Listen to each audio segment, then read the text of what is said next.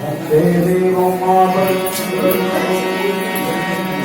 वन्दे जगत्कारं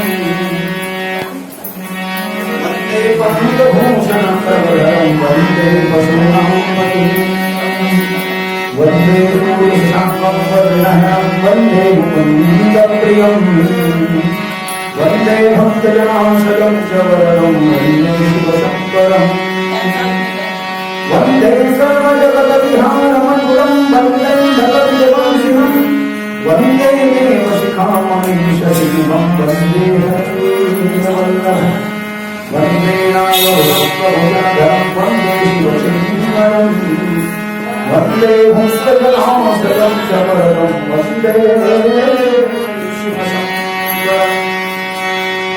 गुरुब्रह्मा गुरुर्विष्णु गुरुर्देवो महेश्वरः साक्षात् वरदं तस्मै श्री गुरवे नमः।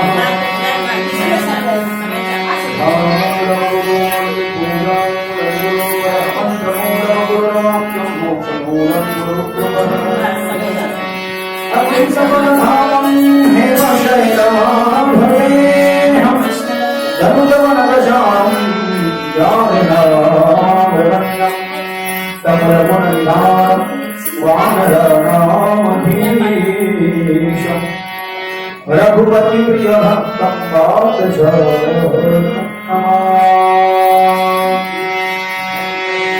कथेमध्ये प्रवेश करण्यापूर्वी 2 मिनिटांसाठी वाणीला पवित्र करत भगवान आशुतोष शिवशंकराचं स्मरण करत या भजनाच्या द्वारे कथेमध्ये प्रवेश करूया। ओम नमः शिवाय ओम नमः शिवाय हर हर शिवाय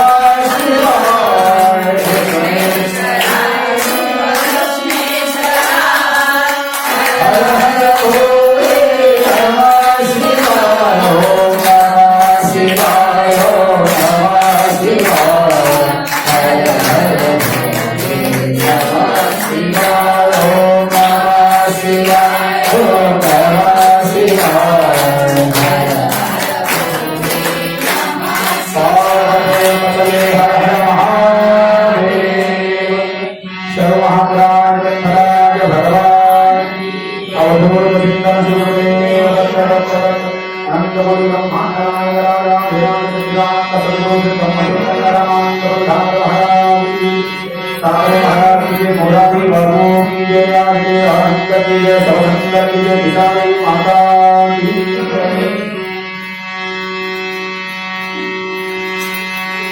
परम मंगलमय परम परमेश्वर भक्तवांचा कल्पतरु अकारण करुणा वर्मालय कलियुग विनिंदक पीतांबर धारी दलित परम भावी कलित भावी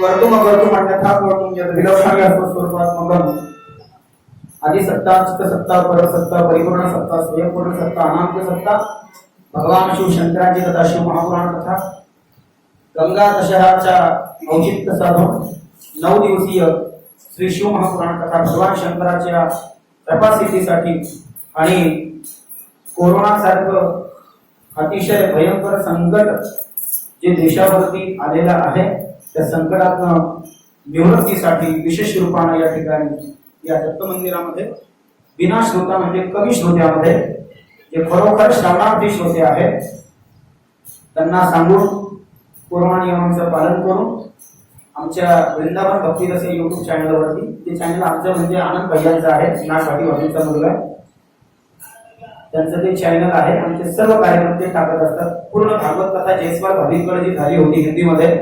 2018 मध्ये ती संपूर्ण भागवत कथा त्या चॅनलवरती आहे विनोद कृष्ण शास्त्री भागवत कथा टाकली ती पूर्ण भागवत कथा हिंदीमध्ये त्यामध्ये येऊन जाते कीर्तन आहेत काही व्हिडिओ आहेत महामृत्युंजय मंत्रावरती आपण व्हिडिओ बनवले असे सर्व व्हिडिओ ही कथा कालची पहिल्या दिवशीची कथा आज 4 वाजता त्यावरती येणार आहे कथेचे मुख्य यजमान आपले सर्वांचे लाडके नागरे साहेब आमचे देशपांडे काका जयस्वाल भाभी अन्य काही गुप्तदानवाले आणि तुम्ही सगळे श्रोते जे ही कथा ऐकत आहात यजमान म्हणजे ज्यांनी दक्षिणा दिली आहे कथेच्या सहयोगामध्ये विशेष रूपाने जी संगीतमय कथा आपल्याला करता येईल त्या संबंधाने आज कथेचा द्वितीय दिवस आहे काल आपण महात्म्याची कथा श्रवण करत होतो भगवान शंकराचं महात्म्य सूत महाराज 88,000 ऋषींना नैमिषारण्य तीर्थामध्ये ही कथा सांगितली प्रयाग क्षेत्रामध्ये ही कथा सांगितलेली आहे गंगा यमुना आणि सरस्वती त्रिवेणी संगमाच्या तटावरती सूत महाराजांना 88,000 ऋषींनी नमस्कार केला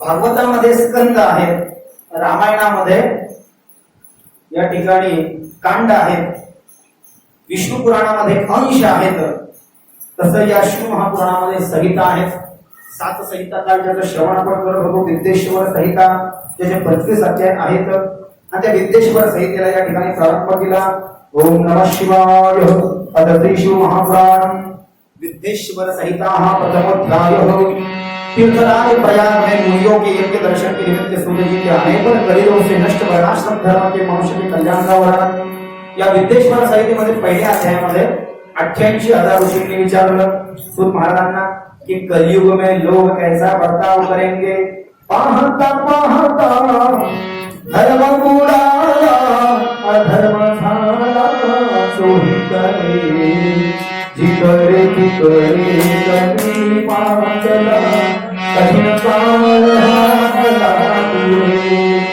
पुत्र पित्याचा वेश करिता कांता पतीला मारेला सासू सुनाचे भाकन होती सासू सुनावर प्रेमी जीवा सासू सुनाचे भाकन होती सासू सुनावर प्रेमी जीवा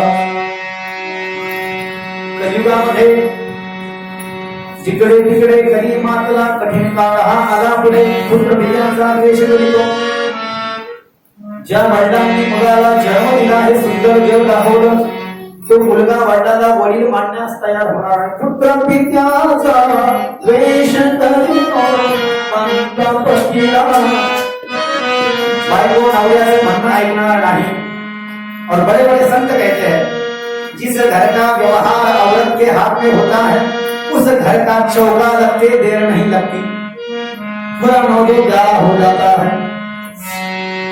तुकाराम महाराज सुद्धा म्हणाले बाई तरी ऐसी भावी करती घोडी आणि मार घडोने तीर्थयात्रा केला उघडा सोका आपली जगली यात्रा पुजली कासाय तुका म्हणेला ढव पशु केला रामश आयुष्य 1283 नंबरचा अभंग आहे गाथा तुकाराम महाराजांचा काही काही बाया अशा झाल्या तुका म्हणे चिता गाढव केला नेल्यावरी नरका नेला. इथं सांगत नाही काही काही बाल्यांनी नवरे गाढव करून टाकले जिवंत म्हणे आणि मेल्यावर मग ते नरकाला तर जाणार नाही. हे तुकाराम महाराजांचे प्रमाण आहे. पण काही मनानं सांगतोय का? तुका म्हणे चिता गाढव केला मेल्यावरी नरका नेला. तो पहिला वर्ग 1283. बाईने आधीन हो याचे जीने त्याचे अवलोकने पहिले मासल्या ते संकरिता ते संसार महागणांच्या परिवारोड्याच्या. एका ठिकाणी एका रांगामध्ये 7-8 दिवस जर का पाणी ठेवलं ते पाणी जर का वापरलं नाही तर त्या पाण्यामध्ये जंत होतात. तसं जे लोक बाईले आहेत, बाईले म्हणजे तसं बाईले नाही हा, पत्नीला धर्मपत्नी म्हटले जाते शास्त्रामध्ये, जी धर्माला सोबत घेऊन चालते. नुसतं काम पत्नी नाही, पत्नीला धर्मपत्नी, कामिनी, वनिता, किलोकरा, पद्मिनी, अंगना, अंतुरी अशी नावं आलेली असतात. अर्धांगिनी पतीचा अर्धा अंग असते. पत्नीला काही करावं लागत नाही. हाताला हात जरी लावला तर अर्ध पुण्य तिला भेटतं. पण तिने जर का पुण्य केलं तर पतीला ते लागू पडत नाही, शास्त्राचा असा अभिप्राय आहे. परंतु पतीने जर का पूजा केली तर तिने फक्त हाताला हात जरी लावला तर अर्ध पुण्य तिला आपोआप भेटतं. तुका म्हणे पतिव्रता चिती देवावरी सत्ता. हे कशावर सांगितलं? कांता पतीला मानिना. गरुड पुराणामध्ये सांगितलं क्वचित दाम्पत्यात असेल प्रीती प्रेत कल्पामध्ये गरुडामध्ये कोणी आहे. या कलियुगामध्ये काहीच ठिकाणी फक्त प्रीती राहील, नाहीतर बघा अवघड होणार. या कलियुगामध्ये अतिशय समस्यांना लोकांना तोंड द्यावं लागेल. आणि म्हणून या कलियुगाच्या तड्याकातनं जर का वाचायचं असेल तर भगवान शिवशंकराच्या कथेशिवाय तरणोपाय नाही. म्हणून सूत महाराज 88,000 ऋषीला या शिव महापुराणाच्या विद्येश्वर संहितेमध्ये सांगतायत. धर्मक्षेत्रे महाक्षेत्रे गंगा कालिंदी संगमे प्रयागे परमे पुण्ये ब्रह्मरो कस्य वर्तमानि मुनयः शक्ति सात्वान् सत्यव्रतपरायणः महोदसो महाभागा महासत्रवेद्ये. सूत महाराज 88,000 ऋषींना सांगू लागले. आता सध्या कलियुग चालू आहे ना, आपलं जसं 100 वर्षाचं वय आहे ना, शतगणिले ते अर्धरात्र खाय मध्ये बालत्वमिळा अक्षर काय भजनासी मुरले पाणी पा रामाला स्मरणाधी.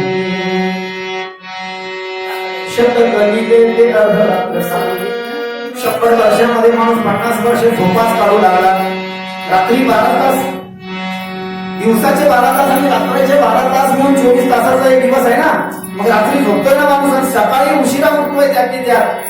मग त्या 100 मध्ये 50 वर्ष झोपीच काढतोय तो, आणि 50 वर्षामध्ये मग काय करणार? आता तर कलियुगाला फक्त 5,122 वर्ष झाले कलियुगाचे. आता श्रवणाम संवत्सर लागलं ना.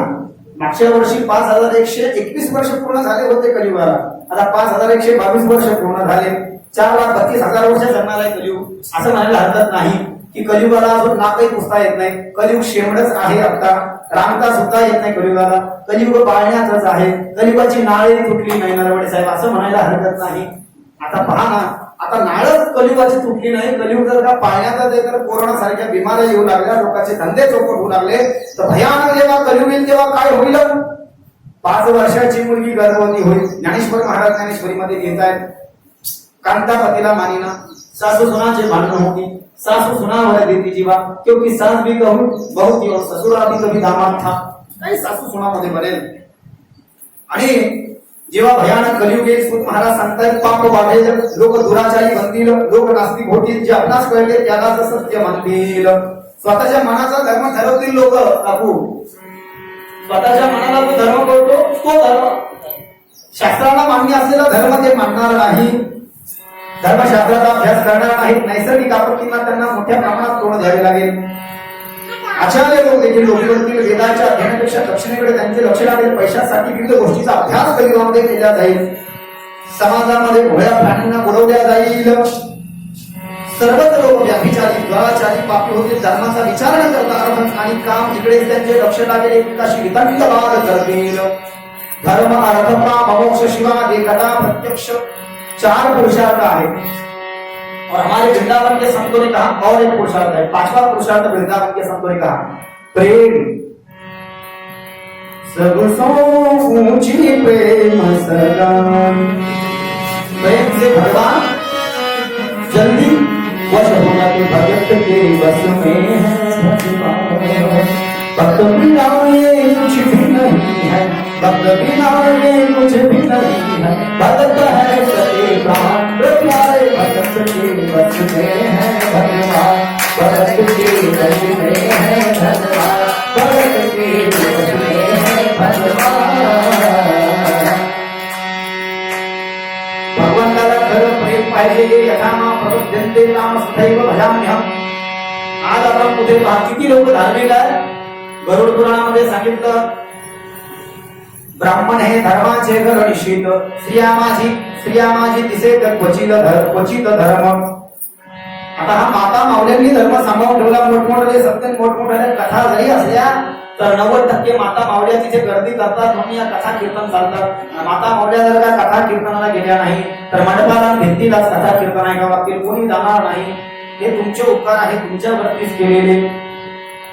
माता माऊल्या कथेला जातात, पुरुषांची संख्या कमी आहे। विशेष रूपाने आज हे कुलकर्णी साहेब आमचे वारकरी आहेत, आमचे नरवडे साहेब, नारगेडे काका, देशपांडे साहेबांची फार मोठी कुटुंब परंपरा आहे। जगद्गुरु रामानंदाचार्य श्री स्वामी नरेंद्राचार्यजी महाराज, जगद्गुरु नरेंद्र स्वामी, किती मोठं सरकार चालू आहे धर्माचं। धर्म खतरे में, हिंदू धर्म खतरे में, खरंच हिंदू धर्म खतरेमध्ये आहे। मी काल सांगितलं आपला माणूस गंध लावायला तयार नाही, आणि गंध लावत नाही म्हणून कळत नाही की आपला आहे का कोणता आहे, काही कळतच नाही ना। या लोकांना ओळखीसाठी डोक्यावरती त्यांनी काहीतरी टाकलेलं आहे, तसं आपल्यासाठी काय आहे, आपल्यासाठी गंध सांगितलं आणि शास्त्रामध्ये सांगितलं ऊर्ध्वपुंडं मृदा गौर्यात भस्माहं त्रिपुंडकं विनातीरकं तस्य कर्मं सर्वकर्म निरवकं। बिना गंध लावल्याने कोणतंही कर्म केलं त्याचं फळ आपल्याला भेटत नाही। ऊर्ध्वपुंडं मृदा गौर्यात, भगवान विष्णूचे जे वैष्णव आहेत असं ऊर्ध्वपुंड लावतात।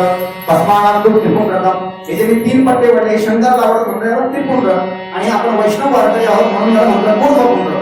भस्माहं त्रिपुंडकं मृदाम गौर्यात, मातीच्या एखाद्या गंधानं जे बनलेलं आहे भस्माहं त्रिपुंडकं, आणि मृदा गौर्यात, मृदा म्हणजे माती, चांगल्या मातीनं गंध। तुम्ही वृंदावनचे काही काही संत पहा, काळी माती असते त्याला असं हे केलेलं असतं, दळून घेतलेलं असतं, दळून एकदम बारीक केलेलं असतं, त्याच्यामध्ये बिलकुल खडे नसतात, आणि त्याला ओलं करतात, आणि त्याला ओलं करून या ठिकाणी ते गंध इथून असं नाकापर्यंत आहे। तुम्ही आमचे वृंदावनचे संत जर का पाहिले असेल, तुम्ही ऐकत नाही मला माहिती नाही, चित्र विचित्र। मेरी विनती यही है राधा रानी, कृपा बरसाए रखना, कृपा बरसाए रखना, कृपा बरसाए रखना। मुझे तेरा ही सहारा महारानी, मुझे तेरा ही सहारा राधा रानी, कृपा बरसाए रखना। मेरी विनती यही है राधा रानी, कृपा बरसाए रखना। ओ महारानी कृपा बरसाए रखना, ओ राधा रानी चरणों से चिपकाए रखना, कृपा बरसाए रखना। बघा तुम्ही कधी चित्र विचित्र पाहिलं तर एखाद्या माणसाला, नास्तिक माणसाला भक्त होण्याची इच्छा होत आहे, त्याची महाराजांना ते भागवून येते। शास्त्रामध्ये सांगितलं रुद्राक्षासारखा आभूषण नाही, शंकरासारखा देव नाही, तुळशीसारखं वृक्ष नाही, विष्णूसारखा देव नाही, एकादशीसारखं व्रत नाही, देवी यज्ञासारखा यज्ञ नाही, गंगेसारखी नदी नाही, ओमसारखा मंत्र नाही। किती दागिने जर का घातले आपण तर रुद्राक्षासारखा कसं का होणार, पण रुद्राक्ष परिधान करा, रुद्राक्षासारखं आभूषणच नाही आहे। मग कलियुगाची स्थिती सांगितली अंतर्नंतर मग या कलियुगाच्या तडाख्यात जर का वाचायचं असेल तर शिवमहापुराण ते श्रवण केलं पाहिजे। साधु पुष्टम साधवो वस्त्रेणोक्तं हितमार्गं गुणं स्मृतमाधवे स्नेहाद वक्षेत दक्षुणादाराद।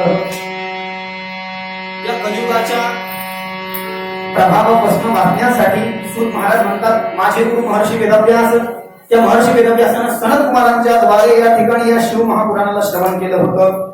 जसं भागवत सर्वात अगोदर भगवान विष्णूंनी 4 श्लोकामध्ये अहमेवासमेवाग्रे नान्यत यत् सद परम पश्चादहं यदेत तच्चयो वशिष्ये तसोऽस्म्यहं हृदयर्थं यत् प्रतीयेत न प्रतीयेत चात्मनि तद्विद्यात्मानो तद्विद्यादात्मनो माया यथा भासो यथा तमः यथा महन्ति भूतानि भूतेषु च वचेष्वतु प्रविष्टान्न प्रविष्टानि तथा तेषु न तेष्वहम् एतावदेव जिज्ञासं तत्त्वजिज्ञासुनात्मन अन्वयविवेकाधर्मिकस्यात् सर्वत्र सर्वतः श्रीमद्भागवत द्वितीय स्कंद नवम अध्याय भागवताच्या दुसऱ्या स्कंदातल्या 9व्या अध्यायातला श्लोक नंबर 32 33 34 आणि 35 आता तुम्ही सांगितला 4 श्लोक मेरे पहले कुछ भी नहीं था मैं ही था मेरे बाद में भी कुछ नहीं है मैं ही हूँ जो कुछ दिखना है वो भी मैं ही हूँ और जो कुछ माया लग रही वो भी मैं ही हूँ असं या चतुश्लोकी भागवताचा अर्थ आहे त्या 4 श्लोकामध्ये सगळ्यात अगोदर भगवान विष्णूने ब्रह्मदेवाला उपदेश केला ब्रह्मदेवाने नारदाला नारदाने 4 श्लोक व्यासांना सांगितले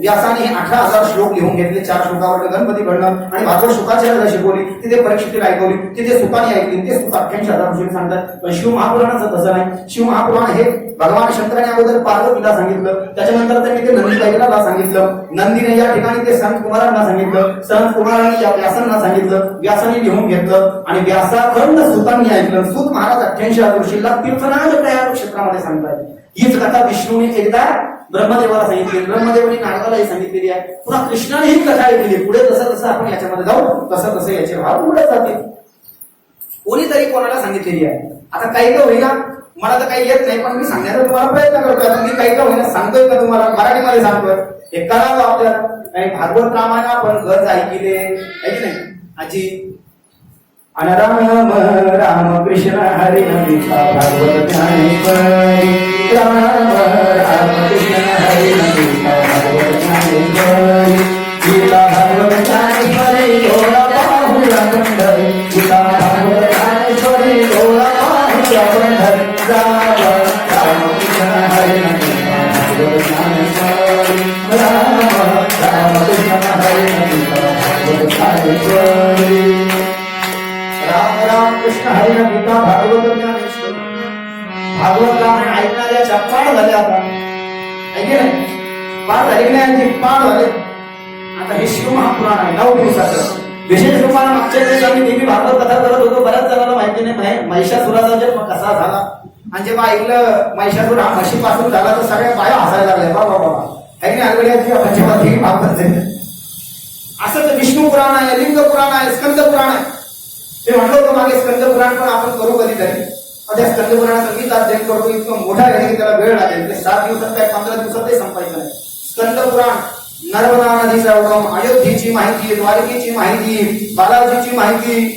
शंकराची माहिती विष्णू सगळ्या देवताचं त्याच्यामध्ये आलं सगळं कन्याकुमारी उसमें आ गया रामेश्वरम द्वारका अयोध्या बद्रीनाथ धाम जगन्नाथपुरी सब आ गया उसमें इतना बड़ा ग्रंथ है भगवान शंकर के पुत्र स्कंद स्वामी कुमार स्वामी ने इस ग्रंथ को तमिलनाडु में अरुणाचलम नाम का जो पर्वत है उस पर्वत में उस भगवान को तमिलनाडु के लोग देवता मानते हैं और साल में एक बार उस पर्वत की परिक्रमा लगाते हैं वहां पे ही बैठ करके उस ग्रंथ को लिखा था स्कंद कुमार कार्तिक स्वामी ने तो ग्रंथ लिहिलेला मग शिव महापुराण सांगताना सांगितलं काल आपण ऐकलं की 7 संहिता आहे विद्येश्वर संहिता 1 रुद्र संहिता 2 शतरुद्र संहिता 3 कोटी रुद्र संहिता 4 उमा संहिता 5 कैलास संहिता 6 वायव्य संहिता 7 याच्या मुख्य संहिता आहे आणि उपसंहिता 5 आहे टोटल मिळून 12 संहिता या दुसऱ्या अध्यायामध्ये सांगितल्या विद्येश्वर संहितेच्या विद्येश्वर संहिता 1 रुद्र संहिता 2 विनायक संहिता 3 उमा संहिता 4 सहस्रकोटी रुद्र संहिता 5 एकादश रुद्र संहिता 6 कैलास संहिता 7 शतरुद्र संहिता 8 कोटी रुद्र संहिता 9 मातृ संहिता 10 वायव्य संहिता 11 आणि धर्म संहिता 12 आणि असा हा संहितेनं युक्त असलेला शिव महापुराण 24,000 संस्कृत श्लोक आहे त्याचे संस्कृत जसं रामायणाच्या सोपाय आहे भागवताचे संस्कृत श्लोक आहे तसे या शिव महापुराणाचे 24,000 संख्य श्लोक आहेत सर्वात अगोदर याचे 100 कोटी श्लोक होते आता हे 100 कोटी माणसाला थोडा अवघड जाईल कठीण आहे सुलभत्व प्राप्त करण्याकरता महर्षी वेदव्यासाने भगवान विष्णूंनी 24 अवतारापैकी 17 नंबरचा अवतार धारण केला महर्षी वेदव्यास आणि अज्ञानी लोकांना ज्ञानाचा प्रकाश दाखवण्याकरता त्यांचा अज्ञान अंधकार नाहीसा करण्याकरता हे शिव महापुराण जे अतिविस्तृत स्वरूपात होतं तर त्याचे 18 भाग केले. 18 भाग करून 18 पुराण त्याचे झाले. एक मुख्य रूपानं सर्वात अगोदर पुराणांचा राजा, पुराणाच्या आद्य स्थानामध्ये जे विराजित आहे ते शिव महापुराण 24,000 श्लोक. आणखी सुतांनी एक गहन प्रश्न याची एक गुह्य कथा सांगितली की सर्वात अगोदर भगवान शंकरांनी जेव्हा या ग्रंथाला प्रकट केलं होतं तेव्हा 4 करोड श्लोकामध्ये याला प्रस्तुत केलं होतं. आणि आता सगळ्या ग्रंथांच्या श्लोकाची जर का बेरीज केली तर 4 लाख येतात कलियुगामध्ये. किती? 4 लाख. आता 4 कोटी केलं होतं जर कलियुगामध्ये इतकं सोपं करता करता ते आता इतक्या सोप्या मध्ये आणलं आहे की नाही. आता हे इतक्या जवळ आणलं की 4 लाख श्लोक सगळ्याचे आहेत. आता सगळे पुराण जर का आपण एकदा ऐकलं, नाहीतर नुसतं भागवतामध्ये सांगितलंय की इदं भागवतं नाम पुराणं लोकविश्रुतं प्रत्यक्षरं भवेतस्यं कपिलादानाजफलम्. भागवताचं एक अक्षर जर का वाचलं तर एक गाय दान देण्याचं पुण्य मिळतं. आणि भागवताचा श्लोकार्धं श्लोकपादं वा नित्यं भागवतोद्भवम् 18 पुराणानां फल प्राप्नोति मानवः. पद्मपुराणामध्ये 31 श्लोकाचा आलेलं महात्म्य भगवान विष्णूने स्वतः ब्रह्मदेवाला सांगितलं. जो भागवताचा एक श्लोक रोज वाचतो त्याला 18 पुराण श्रवण केल्याचं पठन केल्याचं पुण्य मिळतं. म्हणजे एवढं सोपं करून टाकलं आता कलियुगामध्ये. आणि माणूस आणणार कधी, वाचणार कधी, त्याला तेवढा टाइम भेटला पाहिजे. सगळे काम आहे माणसाला. दुपारी झोपायचे, सकाळी टीव्ही पाहिजे, इकडे जायचे, बाजाराला जायचे, मार्केटला, केव्हा वाचणार माणूस. त्याच्यामुळे तो एक श्लोक वाचा म्हटले. श्लोकार्धं श्लोकपादं वा नित्यं भागवतोद्भवम् 18 पुराणानां फल प्राप्नोति मानवः. 18 पुराणानां 18 पुराणाचं फल प्राप्त करून देणारा भागवताचा एक श्लोक तुम्ही म्हणा. आणि शिव महापुराणाचे तेच फळ आहे. एक श्लोक जरी वाचला. लिंग पुराणामध्ये तर असं सांगितलं की एको हमुपवासं य करिष्यति यशस्विनीः फलं वर्षशतस्य लभते मतपरायणः. घरी तुम्ही एक उपवास केला तर तुम्हाला तेवढंच फळ मिळेल. पण काशीमध्ये जर का तुम्ही एक शिवरात्रीचा उपवास केला किंवा एकादशी केली एक काशीमध्ये, एकच एकादशी काशीमध्ये झाला, 100 एकादशी केल्याचं पुण्य मिळतं. 100 वर्षाच्या फलं वर्षं सतस्य लभते मतपरायणः. लिंग पुराणातला श्लोक आहे. बघा बरं किती आहे. इथं तुम्ही 2 लाखाची पंगत द्या, काशीमध्ये एक मूठभर अन्न दान करा, तितकं फळ आहे. हरिनामामृत सेविसावकाश मोक्ष भूस त्याचे दृष्टी पुढे नित्यनाम होश जयाची मंदिरी तिची काशी पुढे तीर्थक्षेत्र आहे. इतकं सुलभ आहे. काशीला मला वाटतं आम्ही रामेश्वरमला गेलो होतो पाटील पासून. माझ्या लक्षात आलं ते म्हणलं वृंदावनला नव्हत्या काकू, रामेश्वरमला आपल्या सोबत होत्या काकू. आणि काशीला आम्ही गेलो होतो सगळेच नानगडे काकू वगैरे सगळे जण आमच्या सोबत होतो. वारंवार तीर्थाला कशाला जाऊ लोकांना वाटत असं नाही. हे महाराज लोकांचं कामच असतं असं नाही. ते जे नेत असतात ना तळमळ आहे ना कुठेतरी. मला काही मी घरात वाचू शकत नाही का. माझा तर घरी रेग्युलर अभ्यास आहे, तुम्ही पाहिलं चालूच आहे माझं, मी तर करतच बसतो. पण स्वतः येण्यापेक्षा जर का दुसऱ्यांना थोडं वाटलं तर कुठे ना कुठे ऐकल्यानंतर श्रवण केल्यानंतर माणसाला जीवनाचे भाव बदलण्याची इच्छा होते. कुठेतरी जीवनामध्ये पवित्रता या सद्ग्रंथांचं श्रवण केल्यानं आपल्या जीवनामध्ये पवित्रता येत असते. आणि मग जीवनाला पवित्र कसं करता येईल तर सांगितलं शंकरजीचं सदैव स्मरण केलं पाहिजे. संतांचे उद्गार ऐकून ऋषीमुनींना अतिशय आनंद झाला. ते म्हणाले आपल्या मुखातून प्रकट होणारे शिवपुराण श्रवण करण्याची आमची अतिशय तीव्र इच्छा आहे. तरी आता आपण सांगावे की आपणास ही आमची नम्र विनंती आहे. वर्तमान काळात सृष्टीचा आरंभ झाला त्यावेळी 6 ऋषिकुलातील महर्षींच्या मध्ये सर्वात श्रेष्ठ कोण आहे असा प्रश्न निर्माण झाला. श्रेष्ठ कोण आहे या सगळ्या ऋषींनी ठरवलं. काही जण म्हटले ब्रह्मदेव श्रेष्ठ आहे, काही म्हणाले विष्णू श्रेष्ठ आहे, काही म्हणाले शिवजी श्रेष्ठ आहे. असं करता करता करता या ठिकाणी भगवान शंकर, भगवान ब्रह्मदेव आणि विष्णू यांच्यामध्ये वाद निर्माण झाला. मननम कीदृशं ब्रह्म श्रवणमच कीदृशं कीर्तनं वा कथं तस्य कीर्तयते यथा. भगवान ब्रह्मदेव आणि भगवान विष्णू यांच्यामध्ये वाद निर्माण झाला. मी मोठा आहे, मी मोठा आहे. भगवान ब्रह्मदेवाची उत्पत्ती भागवतामध्ये विष्णूच्या नाभिकमलापासून आहे. पण शिव महापुराणामध्ये भगवान ब्रह्मदेवाची उत्पत्ती भगवान शंकराच्या उजव्या हातापासून म्हणजे बाहूपासून आहे. आणि भगवान विष्णूची निर्मिती भगवान शंकराच्या वामांगू म्हणजे डाव्या हातापासून आहे. असं शिव महापुराणामध्ये. तुम्ही म्हणाले असं कसं काय साम्य तर 40 प्रकारच्या कल्पाचं वर्णन शास्त्रामध्ये केलं गेलेलं आहे. आणि कल्पभेदाने या सगळ्या कथा घडत असतात. कल्पभेद म्हणजे काळ बदलला की वर्णन बदलतं, वर्णन बदललं की कथा बदलतात, असा भाव शास्त्राचा या ठिकाणी आहे. वास्तविक पाहता ब्रह्मदेवाला अभिमान निर्माण होऊ नये म्हणून भगवान शंकरांनी ब्रह्मदेवाला जरी शिव महापुराणामध्ये आपल्या उजव्या हाताने निर्माण केलं असतं, पण दाखवलं असं की तू भगवान विष्णूच्या नाभीतून निघणाऱ्या सुवर्ण कमलातून निर्माण झाला आहेस, अभिमान प्राप्त होऊ नये म्हणून, असं सूत महाराज 88,000 वर्षांना सांगतात. तो अभिमान निर्माण होईल, ती कथा पुढे येईल. भगवान शंकराचं ध्यान कसं करायचं, आणि भगवान शंकराचं जे लिंग आहे ते लिंग हे निराकार निर्गुण आहे. आणि भगवान शंकराची मूर्ती ही सगुण साकार आहे. आणि भृगु ऋषींनी शिवजींना श्राप दिला होता. मग भगवान शंकराच्या मूर्तीचे मंदिर पाहायला सापडत नाही, जिकडे गेलं तिकडे लिंगच पाहायला सापडतात. काही स्फटिकाची लिंग आहे, काही वाळूची लिंग आहे, काही काळ्या पत्राची लिंग आहे, काही पायाचे आहे, काही ठिकाणी पितळाचे विशेष रूपाने असे वेगवेगळे लिंग आहे. पद्मराग मण्याचे लिंग आहे, नील मण्याचे लिंग आहेत. लिंगाचीच पूजा केली जाते ना भगवान शंकराची. हे जे वर्णन आलेलं आहे शास्त्रामध्ये, नागेंद्रहाराय त्रिलोचनाय भस्मांतराय महेश्वराय नित्याशुद्धाय निरंतराय तस्मै नमः शिवाय मंदाकिनी सलिल चंदन चर्चिताय नंदीश्वर मंदार पुष्प बहुपुष्प सुपूजिताय नंदीश्वर प्रमदनाथ महेश्वराय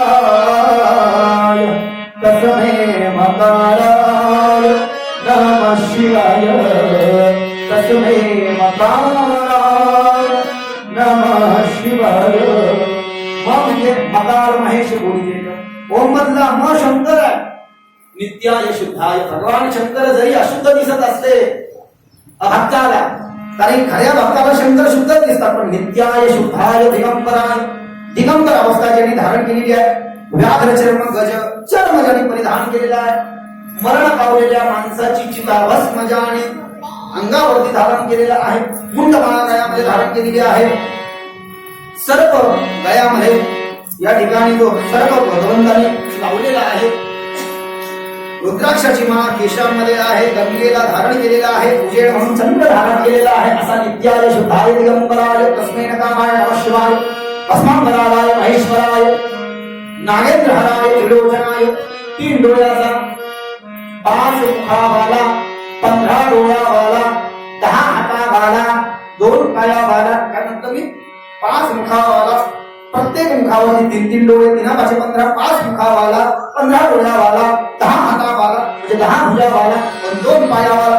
तस्मै नकाराय नकाराय नकाराय शिकाराय नमः शिवाय. आद्य शंकराचार्य विरचित हे पंचाक्षर स्तोत्र आहे भगवान शंकराचं. पण हे पंचाक्षर स्तोत्र भगवान शंकराच्या मूर्तीच्या बद्दल म्हटलं गेलं, हे लिंगाबद्दल नाही म्हटलं गेलं. लिंगाबद्दल ब्रह्ममुरारिसुरार्चित लिंगम, म्हणजे लिंगाचे लोक आपण काय म्हणतो ना. मग आता प्रश्न असा आहे, ते म्हणाले भगवान शंकराच्या लिंगाची जर का पूजा करायची तर सनातन धर्मामध्ये भगवंताची सगुण उपासना करायला सांगितलेली आपल्याला. सगुण म्हणजे जे दिसतंय आपल्याला, वा वा क्या मूर्ती है, क्या भगवान आहे. आपण असं जे म्हणतोय राजस सुकुमार मदनाचा पुतळा रवी शशिकोपा रवी शशिकळा लोकलिया, जे डोळ्याला या ठिकाणी अतिशय नयन मनोहर वाटतं त्याला सगुण असं म्हणतात. सगुण उपासना आपल्या सनातन धर्मामध्ये केल्या जाते. आणि भगवान शंकराच्या लिंगाची पूजा केली जाते, मूर्तीची पूजा करत नाही. शिव महापुराणामध्ये ती कथा नाही. पण रघु ऋषींनी शिवजींना श्राप दिला होता की तुमच्या मूर्तीची पूजा लोक करणार नाही, म्हणून लिंगाची पूजा केली जाते. आणि भगवान शंकराचं लिंग हे निराकार निर्गुण तत्वाचं प्रतीक आहे. आणि भगवान शंकराची मूर्ती सगुण साकाराचं प्रतीक आहे. पण मूर्तीची पूजा केला जात नाही. म्हणून भगवान शंकराचं जे लिंग आहे, तर लिंग जे आहे ते भगवान माहेश्वराच्या भावाचं प्रतीक आहे. लिंग म्हणजे पार्वती आहे. शंकरासोबत पार्वती आहे. लिंग जरी निराकार निर्गुण असलं, पण ते शिव भक्तासाठी सगुण साकार होत असतं. म्हणून रावणासारख्या भक्ताला सुद्धा भगवान शंकराने आपल्या राज्यातून काढून आत्मलिंग दिलं होतं. गुरुचरित्रादी इत्यादी ग्रंथामध्ये मूर्ती दिली नाही, आत्मलिंगच दिलेलं आहे. म्हणून जरी निराकार निर्गुण तत्व आहे भगवान शंकराची कोणती पिंड किंवा लिंग तरी त्याला सर्व साकारच म्हणतात. निराकार निर्गुण जो दिसतच नाही त्याची पूजा कुठं करता तुम्ही? निराकार निर्गुण म्हणजे रंग नाही, रूप नाही, नाही वर्ण छाया, निराकार निर्गुण तू ही रघुराया, मै गुलाम मै गुलाम मै गुलाम तेरा. जे दिसत नाही त्याची काय उपासना करायची मला सांगा बरं? म्हणजे तुम्हाला दिसतच नाही देव कसा आहे, देवाचं स्वरूप कसं आहे, देवाचं नाम कोणतं आहे, रूप कोणतं आहे, गुण कर्म यदि भगवान की हम नहीं जानेंगे तो भगवान की पूजा उपासना कैसे करेंगे? भगवंताविषयी प्रेम वाढणार नाही आपलं जर का भगवंताच्या बद्दल आपल्या मनामध्ये प्रेम निर्माण नाही झालं तर. म्हणून मग या भगवान शंकराच्या लिंगाचे म्हणजे लिंग पूजनाचं प्रतिपादन केलं. ब्रह्मा आणि विष्णू एक वादविवाद. आता जेव्हा झालं की कोण मोठं हा वाद जेव्हा निर्माण झाला तर भगवान विष्णू झोपलेले होते. अनंतम वा हृदिम शेषम पद्मनाभम जगंबलम शंकपालम च धृतराष्ट्रम तक्षकम ताज्यम तथा नेता सायंकाल भयनित्यम प्रातकाल विशेषतः असे की भयम नास्ति सर्वत्र विजय विनय भवेत. ध्यान निमग्न असतात भगवान विष्णू. आणि भगवान विष्णू झोपलेले असताना ब्रह्मदेव तिथे गेले. ब्रह्मदेवाने विष्णूला नमस्कार केला.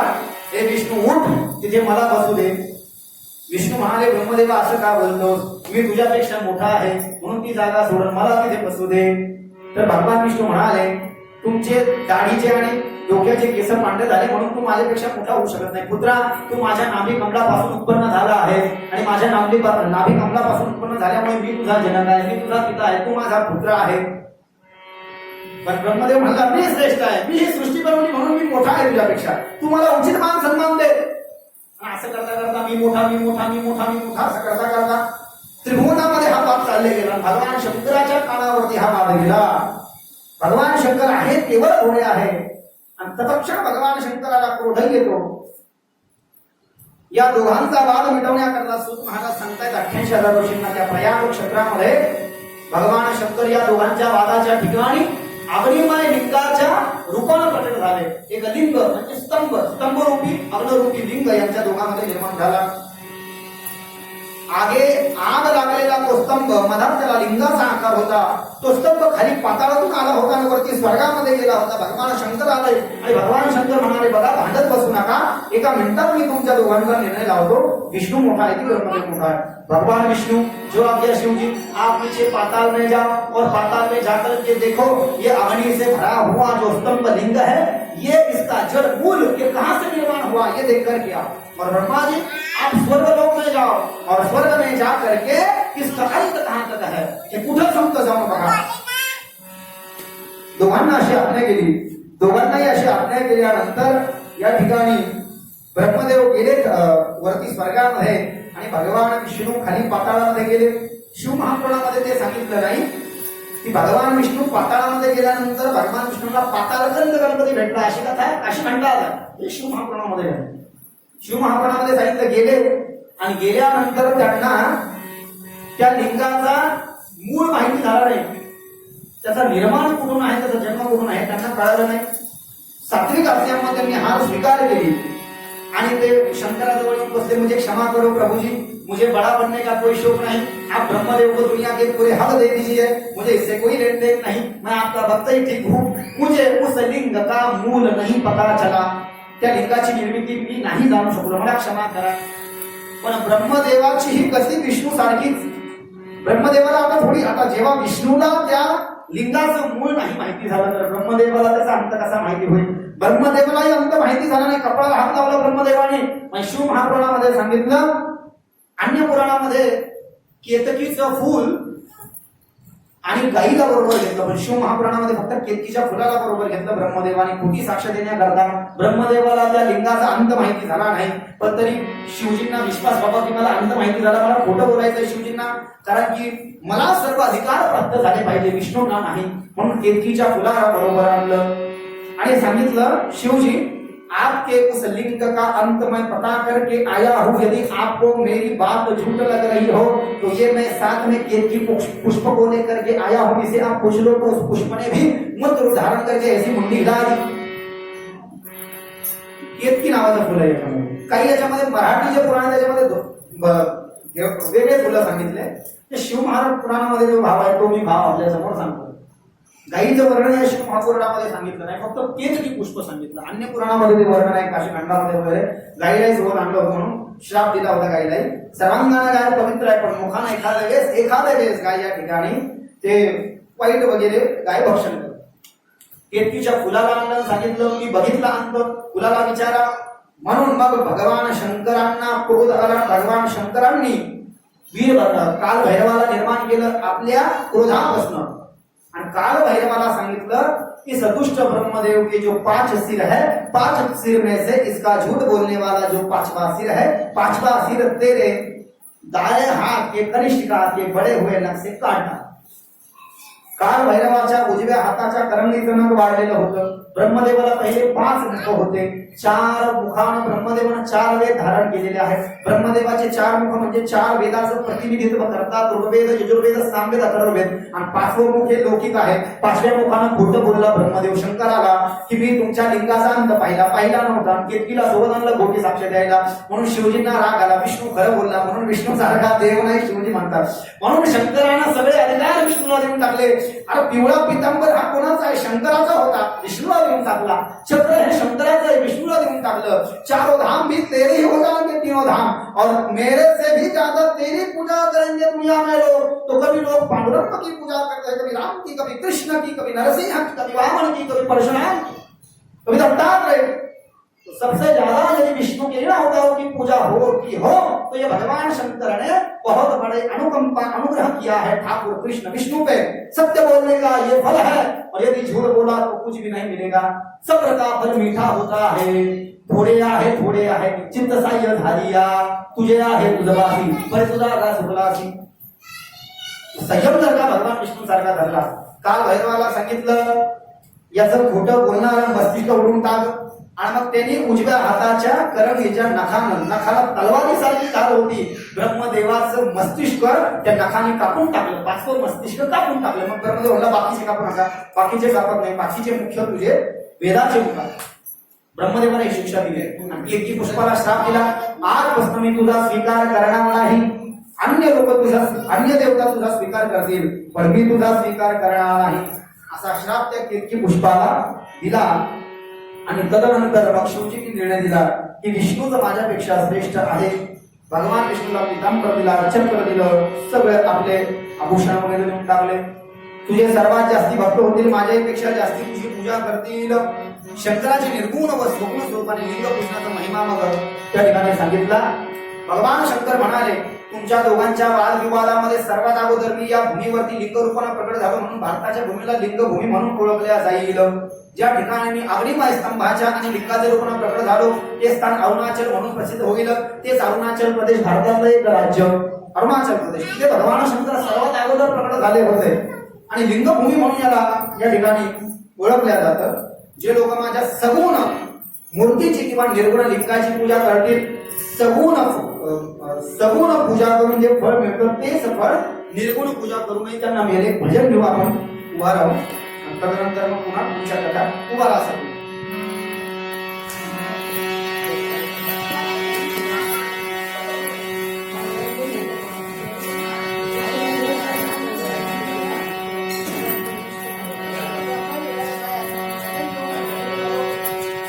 भजन घेताय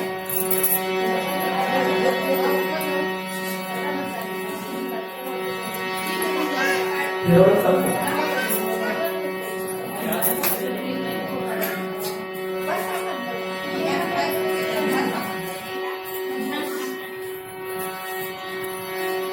राधे राधे हो राधे राधे, राधे राधे हो राधे राधे, राधे राधे बोलो राधे राधे, राधे राधे बोलो राधे राधे, राधे राधे राधे राधे राधे राधे, राधे राधे राधे राधे राधे राधे राधे राधे.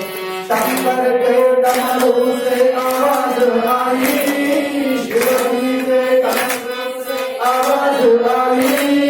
राधे राधे राधे राधे राधे राधे हरि बोल. राधे राधे बोलो राधे राधे, राधे राधे बोलो राधे राधे, राधे राधे बोलो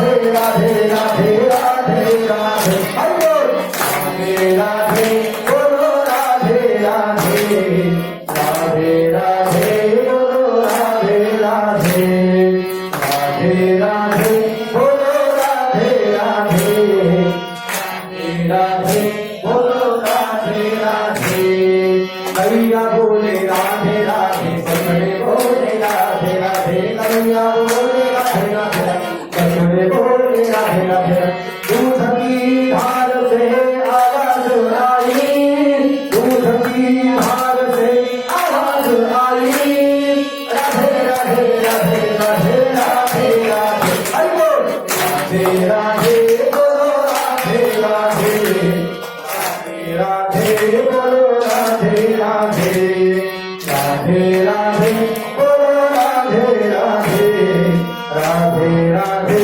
बोलो राधे राधे राधे राधे राधे राधे राधे राधे राधे राधे राधे राधे राधे राधे राधे राधे श्याम राधे राधे राधे वृंदावन में राधे राधे नंद गाँव में हरिनाथ में राधे राधे गोवर्धन में आमरावती में राधे राधे बाके बिहारी राधे राधे राधे राधे संतों की प्यारी राधे हमारी प्यारी राधे तुम्हारी प्यारी अमर की प्यारी राधे राधे राधे राधे राधे राधे राधे राधे राधे राधे राधे राधे राधे राधे राधे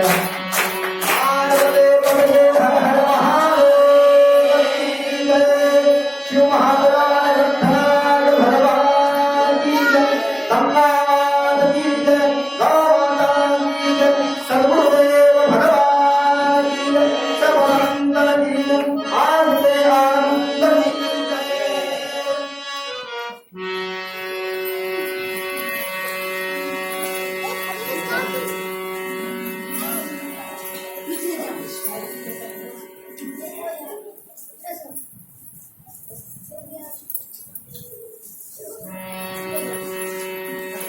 विद्येश्वर साहित्यामध्ये सूत महाराज 88,000 ऋषींना यज्ञाच्या निमित्तानं जे साधू संत तिथे जमले होते त्यांना भगवान शिवजींची शिव महापुराणाच्या अंतर्गत महिमा सांगत आहे. पुढे सांगितलं भगवान शंकरच श्रेष्ठ आहे.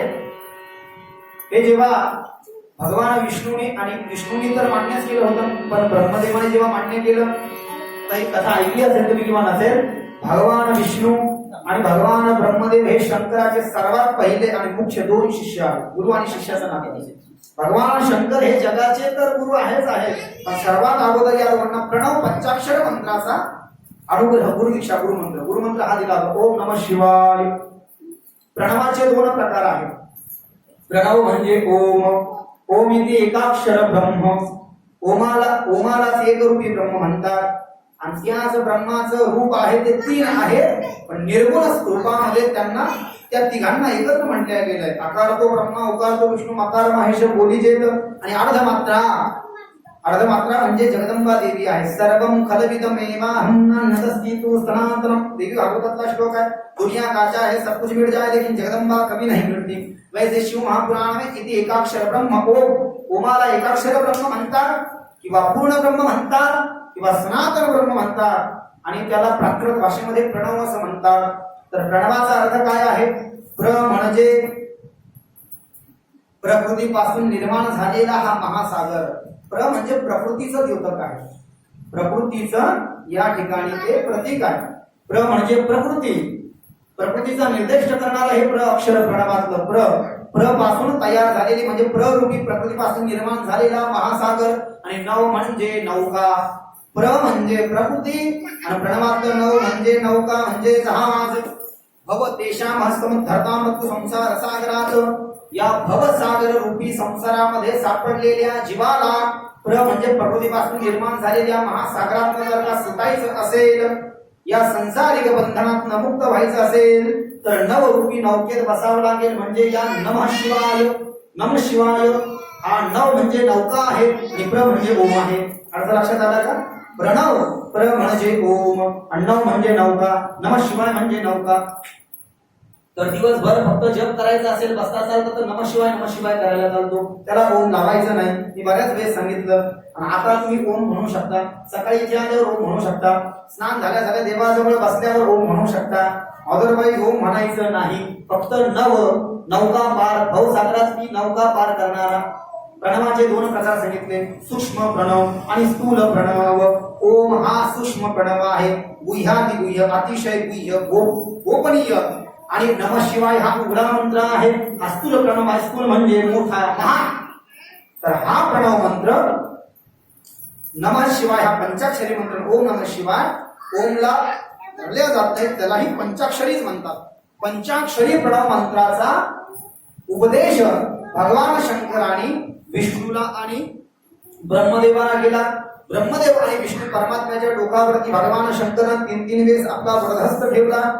जसा भगवान शंकराने त्यांच्या डोक्यावरती हात ठेवला, अतुलनीय ज्ञान त्यांच्यामध्ये प्राप्त झालं. सृष्टी स्थितीश संहार तिरोभावप्यनुग्रहः एतच्च मे जगदनृत्यं नित्यसिद्धाच्चातुतोः सर्गे संसार मदप्रतिष्ठाः स्थितिर्मताः संभावो वदन्तस्यं तिरोभावः संकृतम्.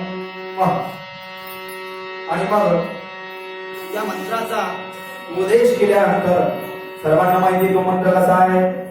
नमः शिवाय, नमः शिवाय, हर हर भोले, नमः शिवाय, ओम नमः शिवाय, ओम नमः शिवाय, हर हर भोले, नमः शिवाय, ओम नमः शिवाय, ओम नमः शिवाय,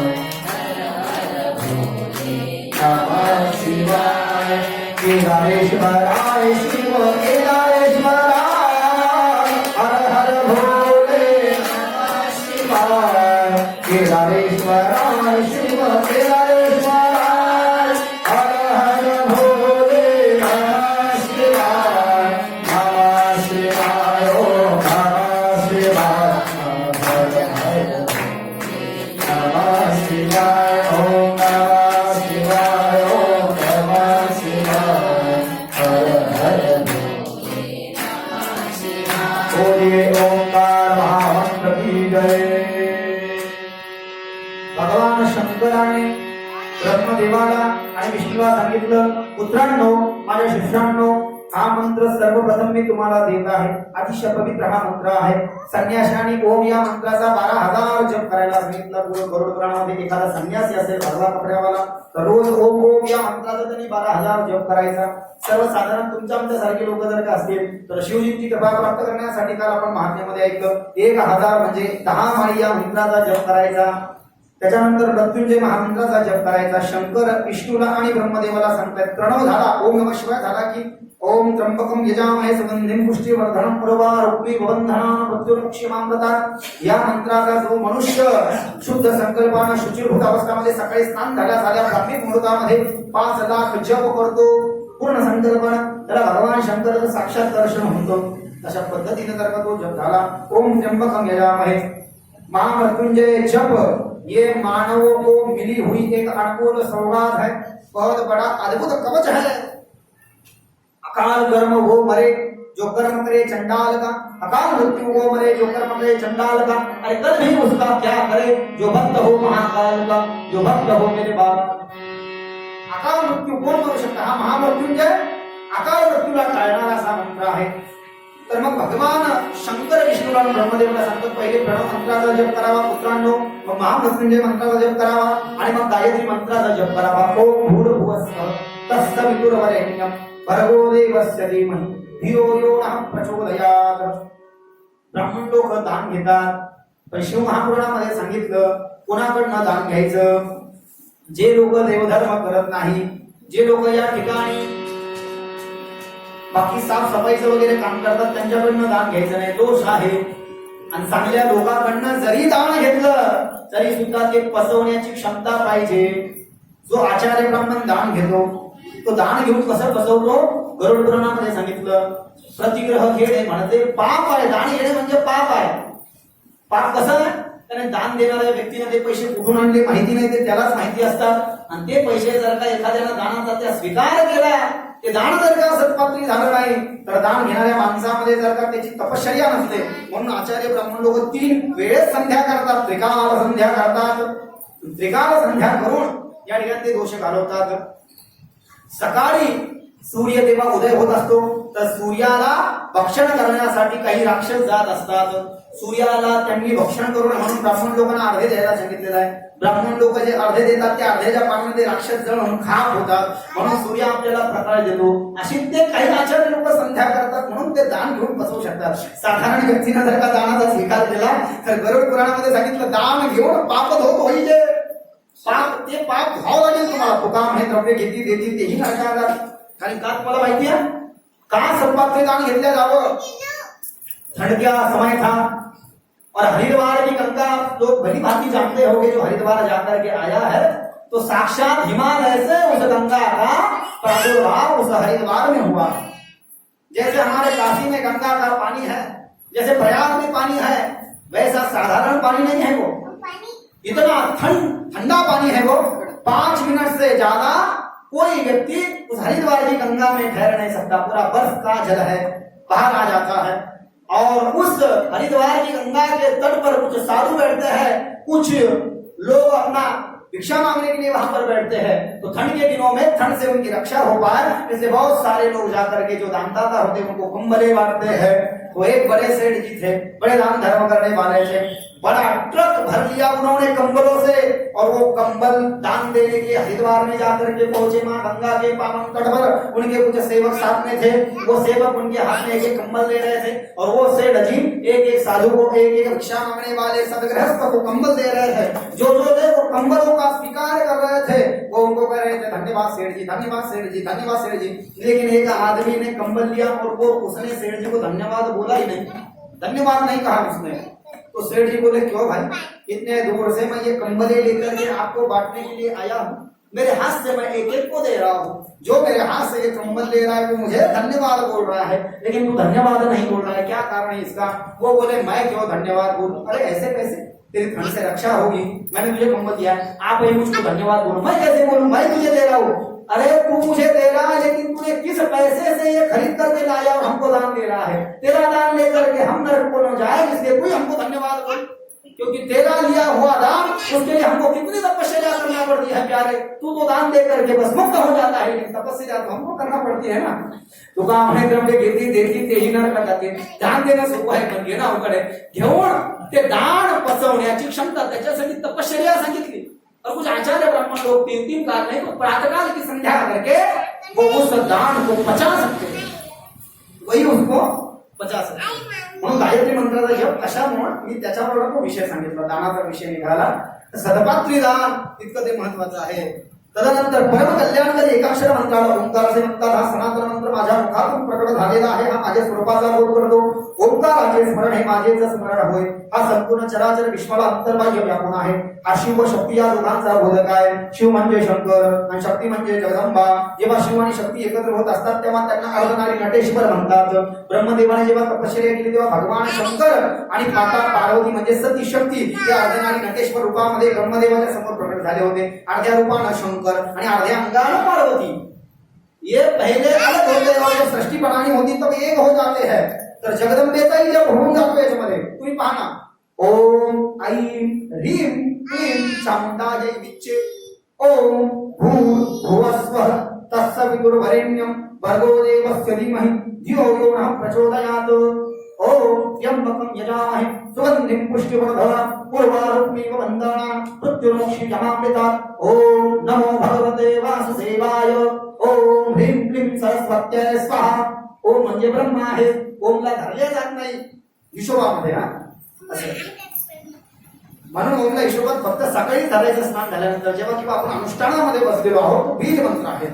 कोणत्याही वेळेला जर का ओम लावलं तर जो जप आपण केलाय त्याचं फळ तर भेटणार नाही, पण विपरीत परिणाम त्याचे होत असतात। म्हणून मग श्रीराम जय राम जय जय राम, दिगंबरा दिगंबरा श्रीपाद वल्लभ दिगंबरा, रामकृष्ण हरी जय जय रामकृष्ण हरी जय जय रामकृष्ण हरी, श्री विठ्ठल विठ्ठल विठ्ठल विठ्ठल विठ्ठल विठ्ठल, नमो व्यंकटेशाय व्यंकटेशाय महा व्यंकटेशाय महा। ओम लागलेलंच आहे सगळ्या मंत्रांना, पण ते लावायचं नाही।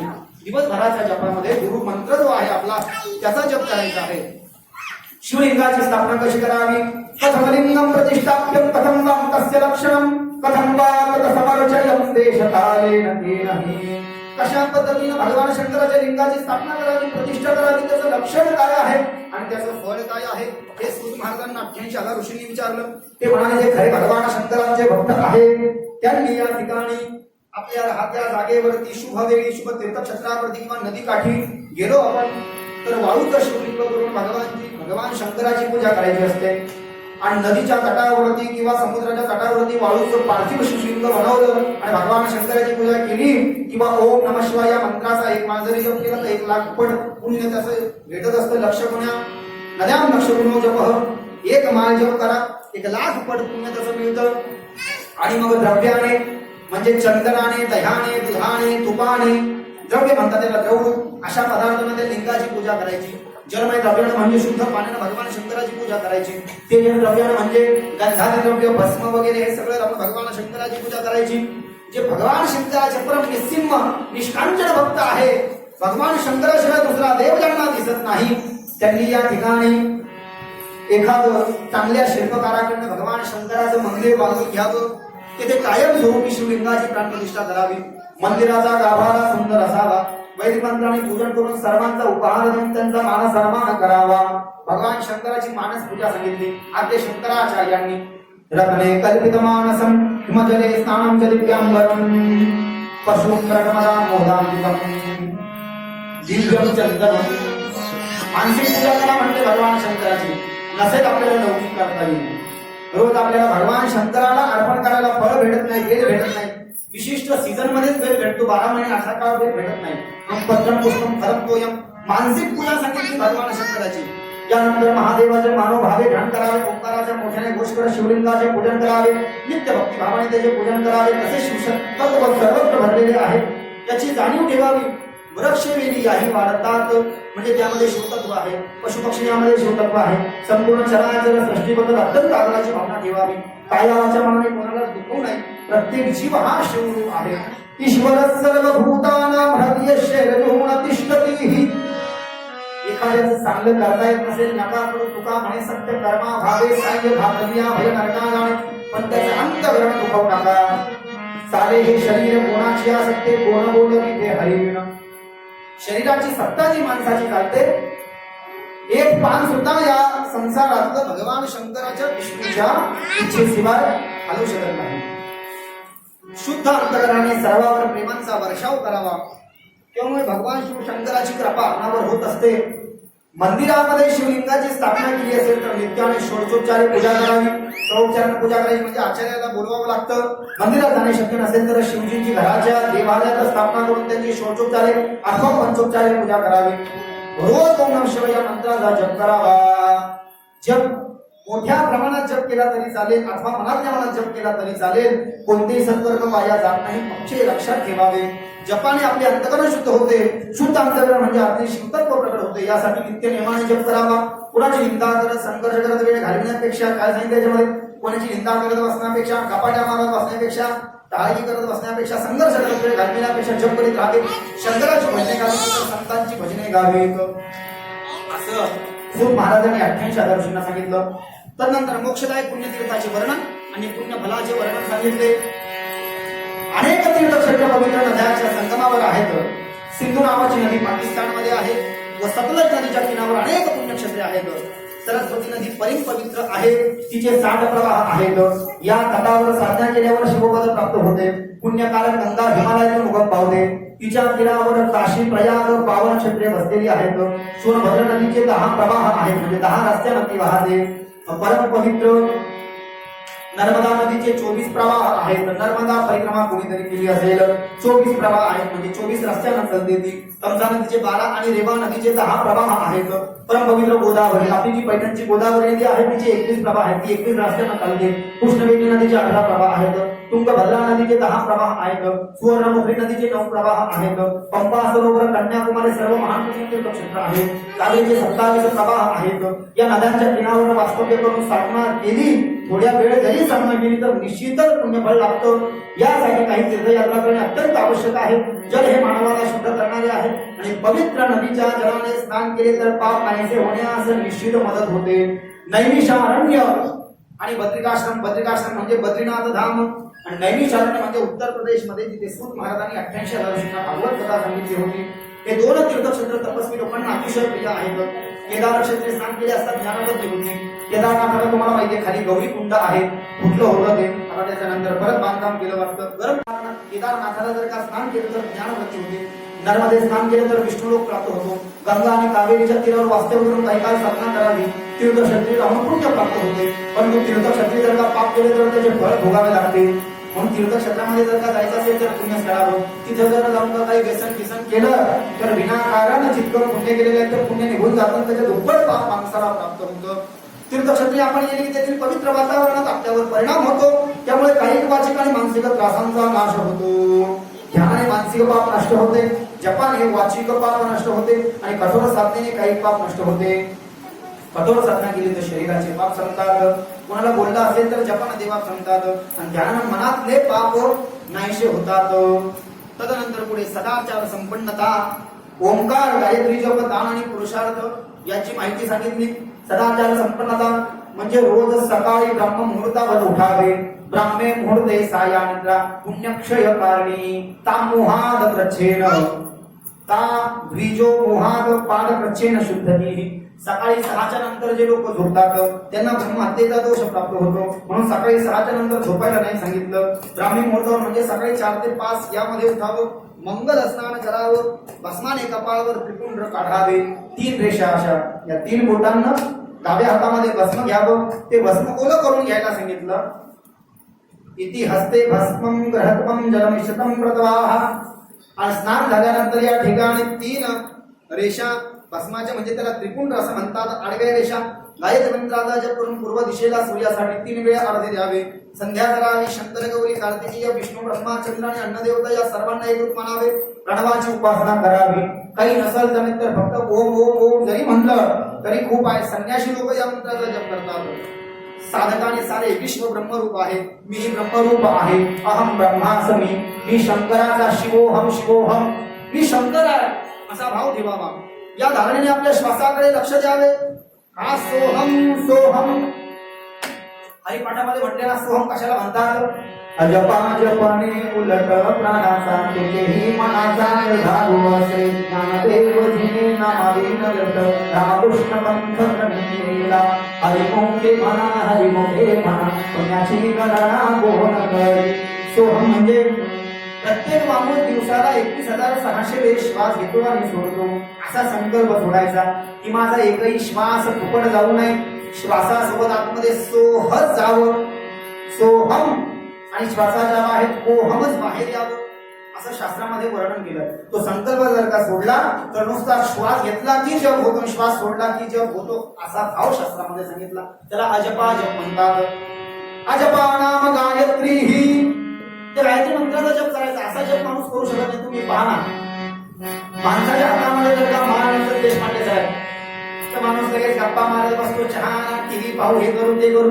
आणि माय हातामध्ये असते किंवा काही ते जप करायचं काउंटर मशीन जर का असतं तर माणसाला वाटतं जप करावं. माणसाच्या लक्षात राहत नाही. मी का होईना ते लक्षात राहत नाही. म्हणून आम्ही जे वृंदावन पाहिलं तुम्ही गळ्यात एजंटची माळ असते माझी चालूच आहे.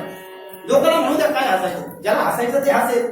आणि खऱ्या भक्ताला एखादा नास्तिक हसला तर तो त्याचा पाप होईल. आपण त्याच्याकडे लक्ष द्यायचं नाही. दुर्लभ मानुष होते होते हिरोक्षण धनुपुर दुर्लभ नम्य है वैकुंठम प्रिय दर्शने. पाप पुण्य करुणी जन्मा येतो प्राणी. पाप आणि पुण्य केल्यामुळे हा माणसाला देह भेटलेला आहे. हे ज्याला कळायचं तो करून घेईल, ज्याला नाही कळायचं तो नाही करून घेणार. अरे या सुखासाठी तर देवानं सुद्धा वैकुंठ रिकामं केलंय. देवाने सुद्धा या सुखा कारण देव वेडा वैकुंठ सोडून संत सदनी राहिला. वैकुंठ सोडून संत संत सदनी राहिला. ही कथा हे कीर्तन हे पंढरपूरची वारी काल्याचा प्रसाद हे घेण्यासाठी देवानं वैकुंठ रिकामं केलं. वैकुंठामध्ये तुम्ही जाल तुम्हाला सगळं भेटेल. खाजा गंजा मालू चकोर बुंदी जिलेबी शेव फाफडा मैसूर पाक बेसनाचे लाडू पण कथा कीर्तन काला वारी तुम्हाला तिथे काही भेटणार नाही. येथे मिळतो नाही भाग नाही वैकुंठी ते बात काला वैकुंठी दुर्लभ विशेष दुर्लभ येथे संत संगे वैकुंठी तो ऐसे नाही केवळ काही काल्याचे तिथं भेटत नसल्यामुळे देव सुद्धा इथं सूक्ष्म रूपाने आलेला आहे. तदनंतर पंचमहायज्ञ करायला सांगितले. पुढे या विद्येश्वर संहितेमध्ये 14व्या अध्यायामध्ये सकाळी रोज उठल्यानंतर गरुड पुराणामध्ये सांगितलं, भागवतात सांगितलं, शिवपुराणामध्ये सांगितलं. घरच्या मातामुलींना स्नान झाल्यानंतर एक पोळी भरून तूप घ्यायचा आणि आगळीवर टाकायचं, याला आगळीयज्ञ म्हणतात. तदनंतर स्वयंपाक झाल्यानंतर सर्वात पहिली पोळी गाईच्या नावाने काढायची, याला देवयज्ञ किंवा ऋषीयज्ञ असं म्हणतात. घरच्या गच्चीवरती किंवा पत्र असतील तर त्या पत्रावरती टेरेसवरती कावळ्याच्या नावानं जेवायच्या अगोदर पोळी ठेवायची. कावळ्यांनी जर का ती पोळी भक्षण केली तर पित्रांची तृप्ती होते, याला पितृयज्ञ असं म्हटलेलं आहे. तदनंतर झाडाच्या खोड्याला थोडीशी साखर टाकायची, मुंग्यानं करता त्याला भूतयज्ञ असं म्हटलेलं आहे. आणि घरी आलेल्या पाहुण्याला या ठिकाणी चहा किंवा जेवण घेतल्याशिवाय जाऊ द्यायचं नाही. असं अतिथी देवो भव हे पंचमहायज्ञ करायचे. नंतर 7 वारांची निर्मिती या ठिकाणी सांगितली आहे की शिवजींना सृष्टीच्या आरंभी लोकांना उपयोगी पडावे म्हणून वाराची संकल्पना अस्तित्वात आणली. त्यांनी 7 वार निर्माण केले. भगवान शंकराच्या आज्ञेने 7 वार निर्माण झाले. भगवान शंकराच्या इच्छेने सर्वात अगोदर सूर्याचा वार निर्माण झाला, त्याला रविवार असे म्हणतात. तदनंतर माया शक्तीचा वार बनविला. चंद्र म्हणजे माया, जे चंद्राची उपासना करतात त्यांच्यामध्ये मायेचा पगडा जास्ती असतो. माया शक्तीचा वार बनवला, त्याचा अधिपती चंद्र, त्याला सोमवार असे नाव दिले. कुमाराच्या वाराला अस्तित्वात आणले आणि त्याला मंगळाला त्याचं स्वामी केलं आणि म्हणून त्याला मंगळवार असं नाव दिलं. त्यानंतर विष्णू, ब्रह्मदेव, इंद्र आणि यम यांचे वार निर्माण झाले म्हणून क्रमशः बुधवार, गुरुवार, शुक्रवार आणि शनिवार या ग्रहांना अनुक्रमाने त्यांचे अधिपती म्हणून नियुक्त केले. त्यांच्या नावावरून बुधवार, गुरुवार, शुक्रवार, शनिवार असे वार अस्तित्वात आले. रविवारी सूर्याची उपासना करायला सांगितलेली आहे. ततो युद्ध परिश्रांतम समरे चिंतया स्ततम रावणं चाटको कृष्वा युद्धायं उपस्थितम आदित्य हृदय स्तोत्र आहे. हे स्तोत्राचा जर का पाठ केला तर कधी हार्ट अटॅक येत नाही. श्री वाल्मिकी रामायण युद्धकांडे अगस्त्य प्रोक्तम आदित्य हृदय स्तोत्रम अगस्ती ऋषीनं निर्माण केलेला. अगस्ती म्हणजे त्यांनी समुद्र पिळून टाकला होता आणि लग्नीमध्ये सोडून दिला होता. त्या अगस्ती महाराजांनी वाल्मिकी रामायणामध्ये त्या युद्धकांडामध्ये या स्तोत्राची निर्मिती केलेली आहे. 33 श्लोक याचे आहे. युद्धामध्ये विजय प्राप्त होतून कधीच त्या माणसाला हार्ट अटॅक येत नाही. असंच एक चक्षुषोपनिषद सुद्धा शास्त्रामध्ये आलेला आहे. ते चक्षुषोपनिषदाचा जर का पाठ केला तर माणसाला कधी मोतीबिंदू कालबिंदू होत नाही. रोज त्याचा पाठ करायचा मात्र शुद्धतेने. डोळ्याच्या विषयी कोणतीच बिमारी त्याला या ठिकाणी होत नाही. चक्षुस्ते जो जाते ती काय भास्कराय नमो, ओ नमो हो भास्कराय असं ते स्तोत्र आहे. रविवारी सूर्याची उपासना, सोमवारी चंद्राची, मंगळवारी मंगळाची, बुधवारी बुधाची, गुरुवारी गुरुची, शुक्रवारी शुक्राची, शनिवारी शनीची उपासना केल्यास पुण्य फल प्राप्त होते. त्या देवतांच्या मंत्राचा जप करणे, त्यांच्यासाठी होम करणे, त्यांना आवडणाऱ्या वस्तूंचे दान करणे, त्यांच्यासाठी तपश्चर्या करणे, त्यांच्या प्रतिमेची अथवा मूर्तीची षोडशोपचारे पूजा करणे यास 5 प्रकारच्या आराधना आहे. देश काल पात्र व दान यांचे वर्णन. नंतर पुढे सांगितलं की मुनिजन हो, देव यज्ञासाठी आपले घरे योग्य स्थान आहे. आपल्या शुद्ध घरात केलेले पुण्यकर्मे उत्तम फलदायी होतात. घरात काही करा तुम्ही. दिवाळी मावशीने घरात भागवत कथा केली, घर पवित्र झालं. देसलेबाईने गच्चीवर कथा केली, घर पवित्र झालं. तदनंतर आपल्याला इथे नेहमी भागवत करायची होती ती आपण घरात केली, ते त्यांनी घर पवित्र झालं. काही करा तुम्ही घरात, पण मोठा अनुष्ठान जर का केलं तर या ठिकाणी त्याचं पुण्य फळही तितकंच आहे.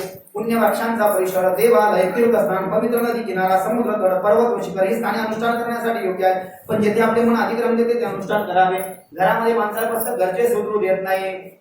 भांडे खडाखडा वाजवतात, टीव्हीचा आवाज येतो, कोणीतरी येतं जातं. म्हणून तुम्हाला जिथे मन रमत असेल तिथे काळ सारावा चिंतने, एकांतवासी गंगा स्नान युक्त आहार विहार नेम इंद्रियासी सार नसांगी वासर अप्रदक्षिणा तुळशीच्या. तुकाराम महाराजांचा अभंग आहे. चिंतनामध्ये काळ घालावा, नदीच्या तटावर जाऊन बसावं, नाही तर तुळशीच्या प्रदक्षिणा माराव्या. नाही दत्त मंदिरामध्ये येऊन किती छान माझा जो अभ्यास असतो दिवसभराचा अभ्यास हा वैयक्तिक आपण तिथं बसून करतो दिवसभर, किती शांत आहे, काही टेन्शन नाहीये. देवाच्या सानिध्यात आहे. परत देवाच्या सानिध्यामध्ये तुम्ही काही करा, 1 करोड पडद्याचं पुण्य आहे. कोणत्याही काळामध्ये शुद्ध अंतःकरणाने केलेली सत्कर्मे फलदायी असतात. साधू संतांचा सहवास हा अधिक पावन असतो. सतसंग हा संत संगत ही सर्वात मोठी पुण्य पर्वणी आहे. तप करणारे योगी ज्ञानी यती हे मानवाच्या पातकाचा नाश करतात, ते पूजनीय असतात. जे गायत्री मंत्राचे पुरच्चारण करतात ते सर्वांचा उद्धार करतात. महात्मे दान सेवादी सत्कर्मासाठी पात्र असतात. दान कोणाला द्यायचं म्हणे? महात्म्याला, ज्याला खरंच सेवा कर्म करायची इच्छा आहे. जसं मी तुम्हाला बोललो, आता ही कथा सहयोग आपण करतो आणि जास्ती सहयोग जर गेलं तर मैदानावर कथा होणार नाही का? पलीकडच्या मैदानावर नाही तर इथं कथा होईल. पण सहयोग केला तर होईल आणि लोकांचा सहयोग नाही केला तर माणसाला दुसऱ्या वेळेस करावं वाटत नाही. मग माणूस एकटं त्याच घरात वाचत बसतं, आहे की नाही? कारण की सहयोगाशिवाय नोहे लेखल्याचा खेळ आणि म्हणून या मेळ. पण तरी तुम्ही सहयोग करता. मी म्हटलं ना, मला अभिमान आहे. आमच्या गल्लीतल्या 2-4 मावल्या, वाघेताई असतील, त्या पांचाळ मावशी असतील, परळकर मावशी असतील, त्याच्या येनोडूर काकू असतील, त्या दीक्षित काकू असतील, चव्हाण काकू असतील, आणखी बऱ्याच मावल्या आल्या, मला त्यांचे नाव लक्षात नाही. आणि या बाहेरच्या 7-8 जणी झाल्या. या इकडच्या जर का आपण पहिला हलगडे आजी आणि त्या लहाने काकू शेजारी आहे. त्याच्यानंतर इकडे कुलकर्णी काकू, त्याच्यानंतर या ढिसले काकू, नागभाटी भाभी, हिवाळे मावशी, हे सगळे जण बाहेरच्या. आज आपल्या त्या भाऊ अक्का पण आलेल्या आहे ना, भाऊ अक्काच ना, माझी सरपंच. सगळे तुम्ही सगळे येतात म्हणून तरी मला बरं वाटतं. आणि मी आईला म्हटलं का घरात वाचत आहे म्हणजे कुठे घरात वाचत बसतो, 2-4 जणांना ऐकू दे. सगळं शब्द जर का देवाचे ऐकले तर काही ना काही या ठिकाणी काही ना काहीतरी माणसाच्या जीवनामध्ये कुठेतरी बदल होतो. उपाशी असलेल्या जीवाला अन्नदान करावे तर अन्नदानाचा फायदा आहे, म्हणजे पुण्यफल लाभते. गरीब सदाचारी माणसाला दान धर्म करावा. वेद जाणणाऱ्या ब्राह्मणाला आणि गायत्री जप करणाऱ्या ब्राह्मणाला दान धर्म केल्याने सत्यलोकी गती प्राप्त होते. जो वेद जाणतो जो गायत्री मंत्राचा जप करतो, आता आम्ही गायत्री मंत्राचा जप करतो, तुम्ही द्या म्हणून सांगत नाहीये, पण आम्हाला जर का दान दिलं तर ते दान कमी जरी असलं तर त्याचा अक्षय फल आहे. जो गायत्री मंत्राचा जप करतो त्याला तुम्ही दान द्या असं याच्यामध्ये सांगितलं शिव महापुराणामध्ये, हे ग्रंथामध्ये लिहिलं. शिवाची उपासना करणाऱ्यांना दान केले तर शिवलोकी गती मिळते. शंकराची उपासना जे लोक करतात, आता ना भाटी मग सगळ्यात माझ्याही पेक्षा जास्ती भक्ती भाभी करतात, मग त्यांना दान द्यायचं का? जे आपण ते घेत नाही, घेतच नाही त्या. जे शंकराची भक्ती करतात त्यांना दान जर का दिलं तर या ठिकाणी शिवलोकी मानून जातो. सद्भावनेने केलेला दान धर्म हा श्रेष्ठ होय. पण दानामध्ये दान धर्मान राज धर्मान मोक्ष धर्मान विभागशः श्री धर्मान भगवत धर्मान समास भूयास भाग. श्रीमद भागवताच्या प्रथम स्कंदामध्ये भीष्माचार्य जेव्हा शरपंजरी पडले होते तेव्हा त्यांनी पांडवाला उपदेश केला धर्माबद्दल. दान धर्मान राज धर्मान, दानाचं लक्षण सांगितलंय. सर्वात माणसाला दान करावं. पुराणामध्ये विस्तार केला, त्याचा खूप विस्तार केला. दानं परम भूषणस्य, कलियुगामध्ये दानच द्यावं. कारण की कलियुगामध्ये एकच पाय शिल्लक आहे धर्माचा आणि तो म्हणजे दान. धर्मरूपी बैल, कलियुगामध्ये धर्मानं बैलाचं रूप धारण केलंय आणि पृथ्वीनं गाईचं रूप धारण केलंय. धर्मरूपी बैलाला 4 पाय होते. सत्ययुगामध्ये धर्मरूपी बैल 4 पायावर उभा होता. सत्य हा धर्माचा पहिला पाया आहे. शौच म्हणजे शांतता हा धर्माचा दुसरा पाया आहे. दया हा धर्माचा तिसरा पाया आहे. अंधार हा धर्माचा 4था पाया आहे. सत्ययुगामध्ये 4 पायावरती उभा असलेला धर्म. मंथरे सारख्या लोकांनी त्रेतायुगामध्ये त्या धर्माच्या 4 पायापैकी 1 पाय तोडला आणि 4 पायाचा धर्म 3 पायावर आणला. सत्य नावाचा पाय असा तोडून फेकून दिला त्रेतायुगामध्ये. कैकेयी दासी मंथरा अशा लोकांनी. तदनंतर द्वापार युगामध्ये काही लोकांनी तो जो धर्म होता जो 4 पायावर उभा होता त्रेतायुगामध्ये 3 पायावर आला म्हणून त्याला त्रेतायुग म्हटलं. त्रि म्हणजे त्रेता आणि द्वि म्हणजे द्वापार. द्वापार युगामध्ये जो धर्म 2 पायावर आणला, 2 पाय तोडून फेकून दिले धर्मरूपी बैलाचे. सत्य आणि शौच म्हणजे शांतता फेकून दिलं. तदनंतर दया आणि दान राहिलं. आता द्वापार युगामध्ये 2 पाय धर्म, कलियुगामध्ये एकाच पायावर आला. कलियुगरूपी राक्षसानं धर्माचे 3 पाय तोडून टाकले. दान नावाचा पाय शिल्लक ठेवला. ते दान जर का द्यायचं असलं तर लोक 100 वेळेस त्याचा विचार करतात. ज्या दानानं खरं सत्कार्य होणार आहे त्याच्यामध्ये लोक धगत नाही. मी तुमचं नाही सांगत आहे, खरोखर ज्या लोकांना या गोष्टीची जाणीव. गरुड पुराणामध्ये सांगितलं छोटे दान मोठे अथवा स्थान. परंतु म्हणजे लहान जरी असलं मोठं जरी असलं तरीही दानच माणसाला या ठिकाणी तारणारा आहे. काय दान करावं? गायत्री मंत्राचा जप करणारा ब्राह्मणाला गायदान करायला सांगितले शिव महापुराणामध्ये. तदनंतर या ठिकाणी आश्रमास, ज्याला कोणाला आश्रम बनवायचा असेल त्याच्यासाठी, ज्याच्याकडे खूप जमीन आहे त्यानं थोडी जमीन दान करावी, भूमी दान करायला सांगितलं. पित्राच्या नावानं तिळदान करायला सांगितले. गरुड पुराणामध्ये अष्टदान सांगितले. तिळदान 1 तूपदान 2, सोन्याचं दान म्हणजे सुवर्ण 3, लोखंड 4, कापूस 5, मीठ आणि सप्तधान्य 6, अंगावरचे कपडे आणि चप्पल 7 आणि छत्री 8. अष्टदान सांगितले भगवान विष्णूने गरुडाला. आणि याच्यामध्ये सांगितलं तीळ, वस्त्र म्हणजे अंगावरचे कपडे, धान्य म्हणजे सप्तधान्य. तुम्हाला जे धान्य दान द्यायचं आहे गरुड पुराणामध्ये सांगितलं धान्य एक एक धान्य 4-4 पायल्या गेलं पाहिजे. 4-4 पायल्या न समजात तर काळजी करू नका. भाजी खायचं जे द्रोण आहे भंडाऱ्यामध्ये द्रोणाधिक तापसाची कीजे एक द्रोण भरून दान द्या. नाही 4 पायली देता येत ना मग तुमच्या परत कधी मिळू काय द्रोण भरून द्या. गुळाचं दान करायला सांगितलं. इत्यादी प्रकारचे दान द्यावे. गोदान पुराण काळापासून श्रेष्ठ मानले आहे. तिळाच्या दानाने सामर्थ्य वाढते. गुळाचं दान दिल्याने मधुर असे भोजन प्राप्त होते. काळ आणि ऋतूला अनुसरून ज्याला जे शक्य असेल ते दान द्यावे. काळ आणि ऋतू तुमची परिस्थिती आणि ऋतू. आता ऋतू चालू आहे, आता फळांचं दान आहे. मी सांगितलं गंगा दशरामध्ये विशेष रूपानं आंब्याचं दान द्यायला सांगितलेलं आहे. तुम्ही द्यावं मी रस खाव असं नाहीये. मी रस भरपूर खाऊन बसलो आणि आता काही रस खायचं सीझन नाहीये. हे माहिती असं म्हणून सांगतोय. या गंगा दशरामध्ये दक्षिणा अन्नदान धान्य सप्तधान्य तर आहेच आहे, पण विशेष रूपानं आंब्याची आरास लावून ते आंबे दान करायला सांगितले आहे. या ज्येष्ठ शुद्ध प्रतिपदा ते ज्येष्ठ शुद्ध दशा म्हणजे एक गंगा ज्या दिवशी आली होती 20 तारखेला. काळ आणि ऋतूला अनुसरून जे दान शक्य असेल ते द्यावे. सद्गुरूंच्या मुखातून वेद शास्त्र पुराणांचे श्रवण घडल्यावर प्रत्येकाला आपल्या कर्माचे फळ अवश्य मिळते. ज्यावेळी बुद्धीचा जसा निश्चय होतो त्यावेळी त्याला उच्च कोटीची अस्तित्व म्हणतात. मंत्र स्तोत्र आणि जप यांच्या वाणीद्वारे केलेले पूजन म्हणतात. व्रताचे आचरण तीर्थयात्रा याला शारीरिक पूजन म्हणतात. ज्ञान हे सर्वात श्रेष्ठ दान होय.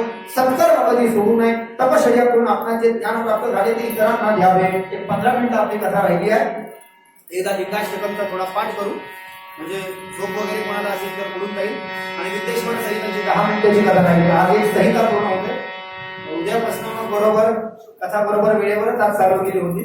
उद्यापासून बरोबर आणखीन वेळेमध्ये करण्याचा त्याला प्रयत्न करूया. आरतीचे झेरॉक्स दिलेले आहे.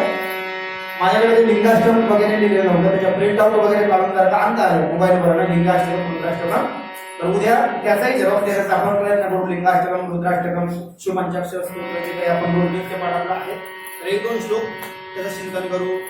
इथे लिंगाष्टकम महा ब्रह्ममुरारी सुराचितलिंगम निर्मल भासित शोभितलिंगम जनार्दनरूप विराजतलिंगम ततप्रणमामि सदा शिवलिंगम देवमुनि प्रबलार्चितलिंगम पावनहं करुणाकरलिंगम रावणधर्मविनाशनलिंगम ततप्रणमामि सदा शिवलिंगम सर्वसुगन्धिसुलेपितलिंगम बुद्धिविवर्धनकारणलिंगम सिद्धसुरासुरवन्दितलिंगम ततप्रणमामि सदा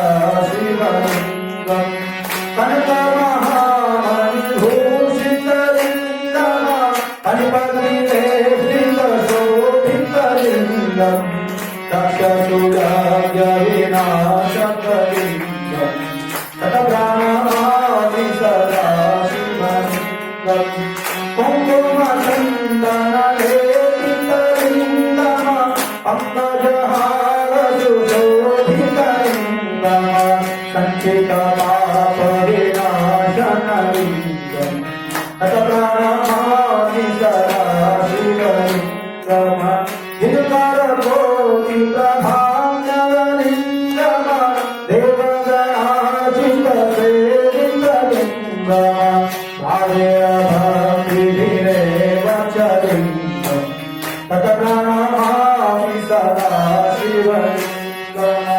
अष्टदलोपरिवेष्टितलिंगम सर्वसमोर्धवकारणलिंगम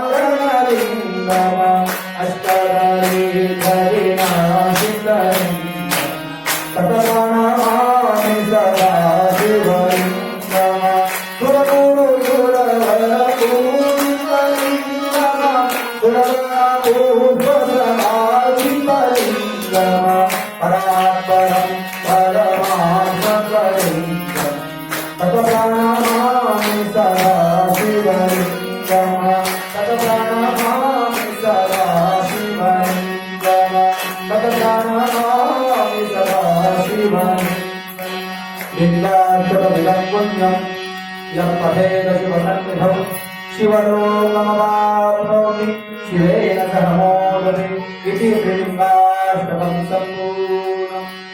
एक मुखोद्गतच असते आपण बघा, पूर्णचे पूर्ण 9 श्लोक आहेत आणि अतिशय सुंदर अर्थ आहे याचा। भगवान शंकराची लिंग पूजा करताना जर काही अष्टक म्हटलं तर भगवान शंकरांना खूप प्रसन्नता प्राप्त होते। भगवान शंकर त्या भक्ताच्या सर्व काय जे अनिष्ट त्याच्या जीवनामध्ये चाललं असेल ते सर्व दूर करतात। आणि सर्वांनी घ्या चहा घेतोय, तो मी कथा सांगणे चालू ठेवतो, म्हणजे 15 मिनिटात कथा सांगेल आणि बरोबर मग जेव्हा 4 ला 10 मिनिटं बाकी असतील तेव्हा आपण महाआरतीमध्ये प्रवेश करूया। तदनंतर पुढे जाण्यानंतर देव प्रतिमेचं पूजन, पूजनाचे पुण्यफलाने शिवलिंगाचे स्वरूप सांगितलं की पार्थिव पूजनाविषयी आपण आम्हाला थोडंसं सांगा असं 88,000 ऋषींनी सूत महाराजांना विचारलं। सूत महाराज म्हणतात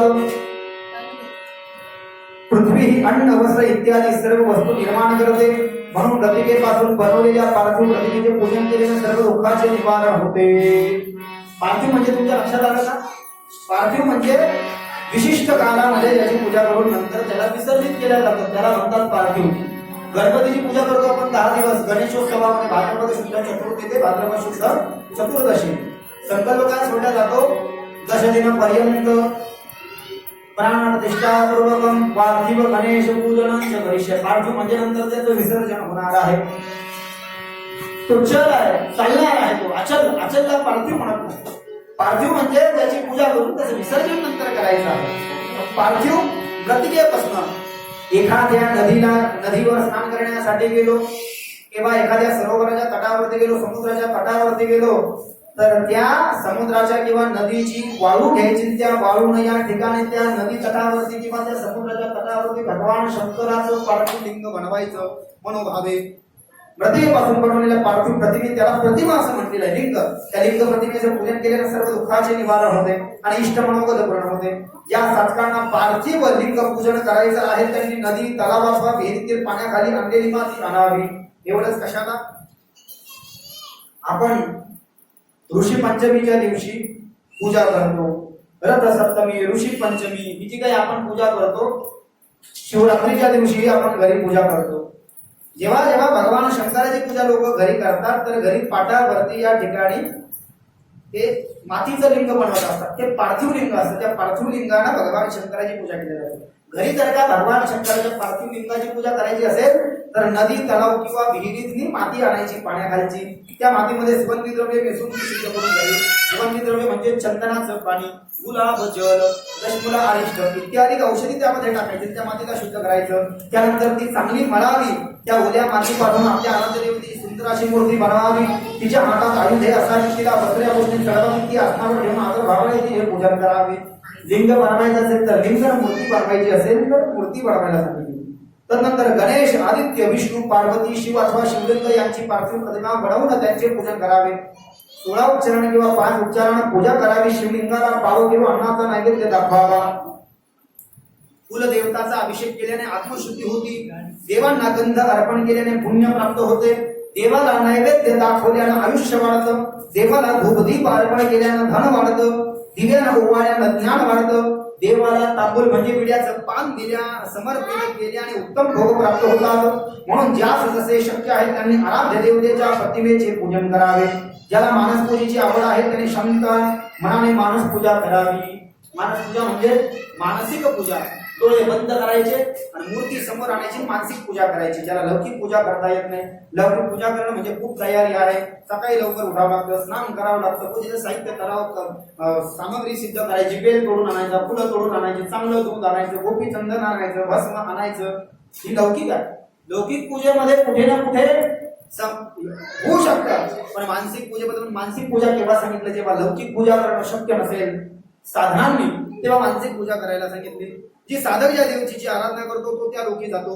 गणेशाची पूजा केल्याने पुत्र प्राप्ती होते। प्रणम्यं शिरसा देवं गौरीपुत्रं विनायकं भक्तावासं परेत्यं मातामा हृदय प्रथमं प्रतुण्डं च ते विदन्तं द्वितीयकं तृतीयं कृष्णपिङ्काक्षं भजवक्त्रं गरुडकं लम्बोदरं पञ्चमं च षष्ठमं विक्रमेवचं सप्तमं विघ्नराजेन्द्रं सप्तमं दशाष्टमं नवमं बालचन्द्रं दशमं तु विनायकम् एकादशं गणपतिं द्वादशे तु गजाननं द्वादशेतानि नामानि त्रिसन्देय पठन् नरः। हे वाचलं जे गणपतीची पूजा करतात त्यांना पुत्राची प्राप्ती होते, इच्छित मनोरथ पूर्ण होतात। विष्णूचं पूजन केल्याने अंबिकाचं पूजन ही महत्वाचं आहे। श्रावण मासात देवीची पूजा करावी, कार्तिक मासात महादेवाची पूजा करावी। स्थावर जंगम संपूर्ण विश्व बिंदुनाद स्वरूप आहे। बिंदू हा शक्ती स्वरूप आहे आणि नाद हा शिव स्वरूप आहे। बिंदू म्हणजे काही काही लोक त्राटक करतात। सूर्य त्राटक एक, सूर्याला पाहून जग ध्यान करणे एक, ज्योती त्राटक म्हणजे दिव्याला पाहून ध्यान लावणे दोन, आणि बिंदू त्राटक एका अंधाऱ्या खोलीत जायचं, थोडा उजेड करायचा, बिंदू लावायचा, बिंदूकडे पाहून ध्यान करणे, त्याला बिंदू त्राटक म्हणतात। ते बिंदू म्हणजे शक्तीचं प्रतीक आहे, म्हणजे जगदंबा देवीचा वास त्या बिंदू मध्ये आहे। वर्णरूपेण संस्थिता या देवी सर्वभूतेषु शक्तिरूपेण संस्थिता, वर्णरूपेण संस्थिता, मातृरूपेण संस्थिता, अक्षररूपाने स्थित असलेली जगदंबा बिंदू मध्ये तिचा वास आहे। आणि नाद म्हणजे आवाजामध्ये भगवान शंकराचा प्रादुर्भाव आहे। अशा प्रकारे संपूर्ण विश्व शिवशक्ती स्वरूप आहे। नाद हा बिंदूचा आणि बिंदू हा जगाचा आधार आहे। नाद हा बिंदूचा, नादापासून ओम निर्माण झाला। नाद हा बिंदूचा आणि बिंदू हा जगाचा आधार आहे। नाद शिव आणि बिंदू शक्ती म्हणजे सती पार्वती आहे, विश्वाचा आधार आहे। शिवपिता आणि पार्वती माता यांची लिंगरूपाने पूजा केल्याने परमानंदाची प्राप्ती होते। जीवाला जन्मधाम प्राप्त झालेले शरीर सहा भावविकाराने युक्त असते, त्यामध्ये विविध पाशातून अडकून पडतो। जन्म मृत्यूरोगी संसार चक्रातून ज्यांना सुटका भाग्य अशी वाटत असेल तर त्यांनी शिवजींना शरण जावे, नुसते शिवलिंगाचे पूजन करावे। आता भगवान शंकराला बरेच जण म्हणतात, ते खरं आहे का खोटं आहे बघा। भगवान शंकराच्या पिंडीला कुंकू चालत नाही काही पुराणामध्ये, शिव महापुराणामध्ये त्याचं वर्णन नाही, म्हणून गुलाल वाहतात, अष्टगंध लावतात आणि भस्म लावतात। विशेष रूपाने भगवान शंकराच्या वरच्या पिंडीच्या शाळून केला आणि भगवान शंकराच्या लिंगाची जी वेदी आहे, वेदी म्हणजे जिकडून पाणी विसर्जित होतं, लिंगाच्या शाळुंक्यावर म्हणजे पिंडीवर, शाळुंका म्हणतात त्याला, शाळुंका पिंडीवर पाणी टाकलं, पाणी खाली खाली जातात, तिकडून विसर्जित होतं। तिकडे साईडला वामांग म्हणजे भगवान शंकराच्या त्या लिंगाच्या पिंडीचा जो वगळता भाग आहे त्याचा वामांग म्हणजे डावीकडच्या भागाला पार्वती असते, असं शिव महापुराणात दिलं मध्ये दिलं, म्हणून तिला हळदी कुंकू व्हायला सांगितलेलं आहे। ती लिंग एकटं नाही आहे, म्हणून त्या लिंगाची पूजा शंकर आणि पार्वतीला उद्देशूनच करायची आहे, हा भाव मनामध्ये असला पाहिजे, तर संपूर्ण इच्छित फळाची प्राप्ती होते।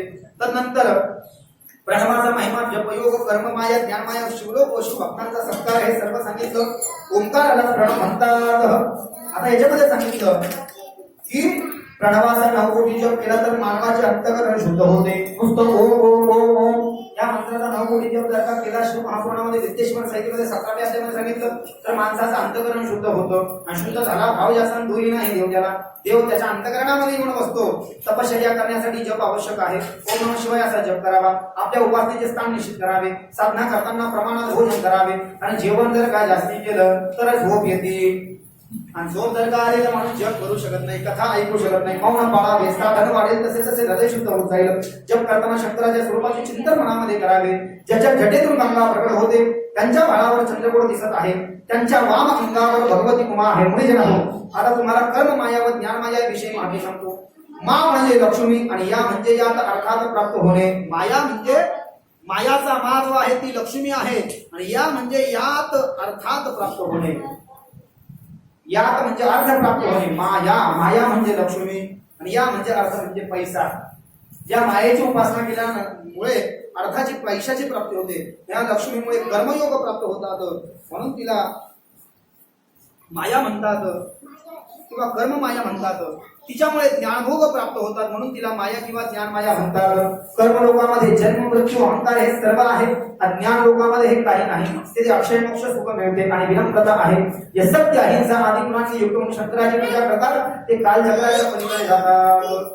बौद्ध व मोक्षाचे स्वरूप सांगितले, शिवलिंग प्रकार सांगितलं आणि तदनंतर भस्मधारण रहस्य आणि शिवभक्तांचं आचरण सांगितलं।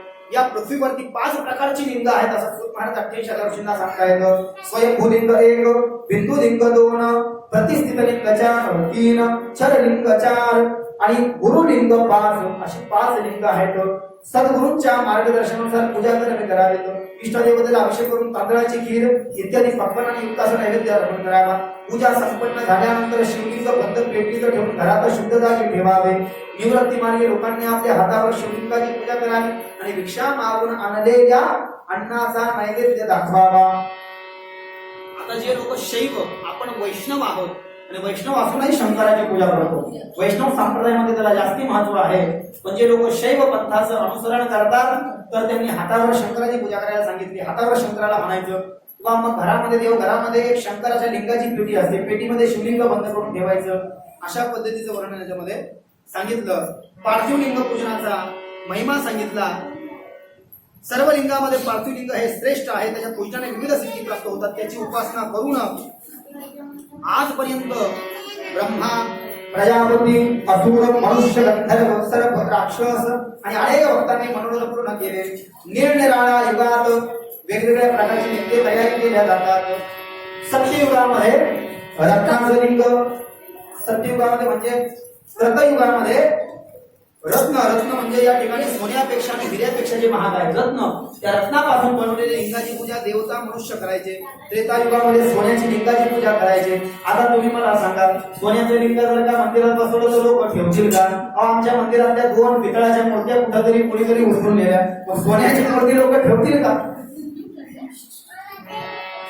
सत्ययुगामध्ये रत्नाच्या लिंगाची पूजा करायचे. मानव, देवता, यक्ष, किन्नर, राक्षस. रामाच्या युगामध्ये, त्रेता युगामध्ये सोन्याची लिंगाची पूजा केल्या जायचे. द्वापार युगामध्ये पाण्याचं लिंग, आता ते राहू शकत नाही, पाण्याच्या लिंगाची पूजा करायची. आणि कलियुगात पार्थिव लिंग किंवा काया पत्थराचं लिंग जे अचल आहे, त्याची प्राणप्रतिष्ठा केल्या गेलेली आहे. काया पटिक लिंग, काया पत्थराचं लिंग किंवा तदनंतर पार्थिव लिंगाची पूजा या ठिकाणी सांगितलेली आहे. पार्थिव लिंगाचा या ठिकाणी शास्त्रशुद्ध विधी सांगितला आणि पार्थिव लिंग पूजनाचं महात्म्य या ठिकाणी सांगितलं. सूत म्हणाले, आपली कामना पूर्ण होण्यासाठी किती पार्थिव लिंगाची पूजा करावी हे आता मी सांगत आहे. पार्थिव लिंग म्हणजे मातीपासून, वाळूपासून बनवलेलं लिंग, ज्याचं विसर्जन करायचं आहे. ज्याला कामना पूर्ण करायची आहे, कोणती कामना आहे, ज्याच्या मनामध्ये जशी कामना आहे तसे त्याला तितके लिंग बनवून त्याची पूजा करायची आहे. विद्यार्थ्यांनी 1000 लिंगाची पूजा करावी, 1000 वाळूचे लिंग बनवावे आणि त्याची पूजा करावी. असं जर का विद्यार्थ्यांनी केलं तर विद्यार्थ्यांच्या पूर्ण मनोकामना पूर्ण होऊन जातात. पुत्र प्राप्तीची इच्छा असलेल्यांनी 1500 लिंगाची पूजा करावी. ज्यांना मुलं बाळ होत नाही त्यांनी 1500 लिंग बनवायचे वाळूचे आणि त्याची पूजा करायला सांगितली. त्यानंतर वस्त्राची इच्छा असणाऱ्यांनी 500 शिवलिंगाची पूजा करावी. ज्यांना रोज भारी भारी कपडे घालायची इच्छा आहे त्यांनी 500 वाळूपासून बनलेल्या लिंगाची पूजा करायला सांगितली. मोक्षाची इच्छा असणाऱ्यांनी 1 कोटी शिवलिंगाची पूजा करावी. पृथ्वीची इच्छा असणाऱ्यांनी 1000, दया इच्छा करणाऱ्यांनी 3000, तीर्थयात्राची इच्छा करणाऱ्यांनी 2000. एखाद्याला वाटत असेल मला काशी वगैरे यात्रा घडावी तर त्यांनी 1000 पार्थिव लिंगाची म्हणजे त्या वाळूपासून बनलेल्या लिंगाची पूजा करावी. तदनंतर मित्राची इच्छा करणाऱ्यांनी 3000, दारिद्र्य घालवण्यासाठी 5000 लिंगाची पूजा करावी. नित्य पूजेचे एक लिंग पाप नाहीसे करते. याच्यात काहीच लागत नसेल तर घरी उपचार शांततेने ते जे घरी एक लिंग आहे त्याची पूजा केल्यावर सगळं पाप त्याने नाहीसे होऊन जातं. शिवलिंगाच्या नित्य पूजनाने सर्व संकटातून मुक्तता मिळते, भवसागरातून तरुण जाता येते. सर्व देवदेवता लोक शिवलिंगाची पूजा करतात. शिवलिंगाबरोबर पृथ्वी, जल, अग्नी, वायू, आकाश, सूर्य, चंद्र आणि यजमान या त्यांच्या 8 मूर्ती पूजनीय आहेत. त्यांच्या समवेत सर्वभव, रुद्र, कुकुर, भीम, ईश्वर, महादेव आणि पशुपती या मूर्तीचे पूजन करावे. त्यानंतर शिवजींच्या परिवाराचे पूजन करावे. ईशान, पृथ्वी, चंद्र, महाकाल, भरती, वृषस्कंद, गरुडेश्वर, सोम, शुक्र या क्रमाने चंदना, अक्षता आणि बिल्वपत्र वाहून समोर वीरभद्राचे आणि कीर्तिमुखाचे पूजन करावे. 11 रुद्रांचे शास्त्रविधीपूर्वक पूजन करावे. यानंतर पंचाक्षर मंत्राचा जप शतरुद्र पाठ करावा. शतरुद्र पाठ म्हणजे 100 वेळा रुद्र वाचावं किंवा 100 टन्नी रुद्र वाचावं. इंद्रचमे हे रुद्रपाठ, शत्रुद्रपाठ भगवान शंकराने सांगितला. त्या क्रमांची शिवांची विविध स्तुती स्तोत्रे म्हणावीत. जे काही स्तोत्र तुम्हाला शंकराला येत असेल ते तुम्ही म्हणा. तर शिव तांडव स्तोत्र आहे भगवान शंकराचे, आपण काल 2-4 श्लोक त्याचे म्हणतो. लिंगाष्टकम आहे, रुद्राष्टकम आहे, बिल्वाष्टकम आपण म्हणतो.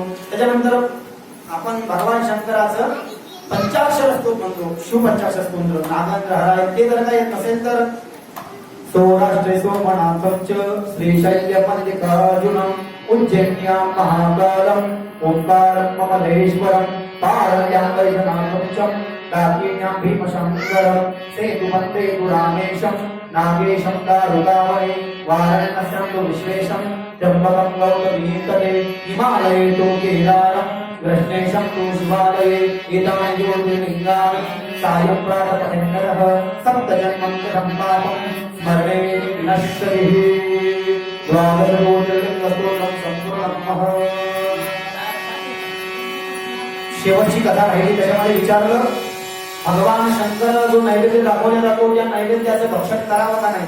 भरपूर जणांना हा गैरसमज आहे. एखाद्या शिव महापुराणामध्ये काय सांगितलं शंकराला जो नैवेद्य दाखवला तर शंकराचे पुजारी हे गुरव असतात. पण एखाद्या भक्ताने शंकराला नैवेद्य दाखवल्यावर तो खायचा का नाही असा प्रश्न 88,000 वर्षांनी सूत महाराजांना विचारला विद्येश्वर संहितेमध्ये. बऱ्याच जणांना माहिती की खायचं नाही असं माहितीये पण शिव महापुराणामध्ये काय सांगितलं ऐकून घ्या. बाकीच्या कुलदेवतेला नैवेद्य दाखवला दत्तात्रयाला दाखवला पांडुरंगाला दाखवला आपण भक्षण करतो का नाही.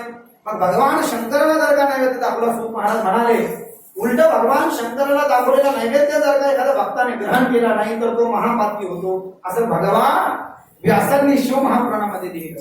भगवान शंकराला विष्णू समजा ना हरी आणि हरी एकच आहे ना. हरे हरे दिवय नामना शंभो चक्रधरस्य च रक्षितो बहवो मनया शिवे परमात्मनः. स्कंद पुराण माहेश्वर केदार खंड अध्याय नंबर 6 आणि श्लोक नंबर 68 आता तुम्ही सांगितलं माहेश्वर केदार खंड स्कंद पुराण त्याच्यामधला माहेश्वर केदार खंड त्यामधला अध्याय नंबर 6 श्लोक नंबर 68. हरे हरे दिवय नामना हरे म्हणजे हर भगवान शंकराला म्हणतात आणि हरी विष्णूला म्हणतात. हरे हरे दिवय नामना जे लोक हरी आणि हर या दोन नावाचा उच्चार करतात तर विष्णूचं जरी नाव घेतलं आणि शंकराचं जरी नाव घेतलं तर भगवान शंकर त्या माणसाला या भावसागरातून तारून देतात. असं म्हणत नाही तू विष्णूचं नाव घेतलं मी तुला मोक्ष का देऊ. हरी आणि हराचं जरी नाव घेतलं तर भरपूर लोकांची रक्षणा भगवान शंकर करतात. मग भगवान शंकराचा नैवेद्य जो व्यक्ती मनोभावानं या ठिकाणी भक्षण करतो भगवान शिवजीचा नैवेद्य ग्रहण करू नये असे आम्ही ऐकले तरी शास्त्र काय सांगले ते आपण आम्हाला सांगावे. तसेच बिल्वपत्राचा महिमा वर्णन करून सांगावा. सूत म्हणाले अनेक जण शिवव्रताचे पालन करतात शिवजींना म्हणून तुम्हाला सर्व गोष्टी सांगतो ते एकाग्रतेने श्रवण करा. शिवजींचा नैवेद्य अवश्यही भक्षण करावा. शिव नैवेद्य जरी प्रसन्नतेने पाहिला तरी अनेक पाप नाहीशी होतात. नुसता पाहिला शंकराचा नैवेद्य तरी पाप नाहीशी होतात. आणि जर प्रत्यक्ष श्रद्धा भावाने खाल्ला तर पाप नाहीसे होते आणि निश्चित पुण्याही वाढते. शिवजींचा नैवेद्य ग्रहण केल्याने शिव सायुज्यता प्राप्त होते.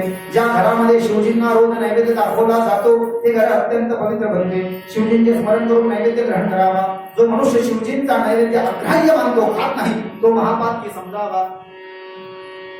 आता जरी तुम्हाला माहिती आहे की तो गुरुवाला चालतो आपल्या सार्वत नाही तरी महापातक म्हणून एकदा तो नैवेद्य दाखवायचा थोडा लागला तर गुरुवाला द्यायचा थोडा स्वतः घ्यायचा.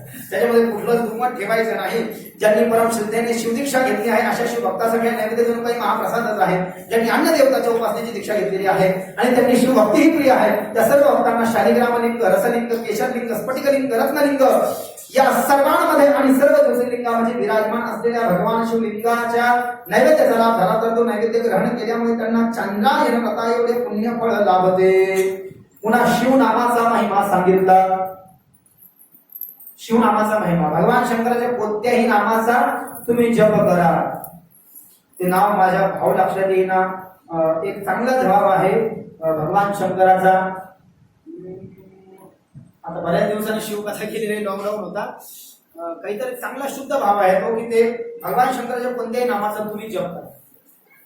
ऐसी सुभान आए आए ऐसी शाम ऐसी सुबह आए आए ऐसी शाम जिस दिन बात में आए न शुभ नाम ऐसी सुबह आए आए न ऐसी शाम ऐसी सुबह आए आए न ऐसी शाम जिस दिन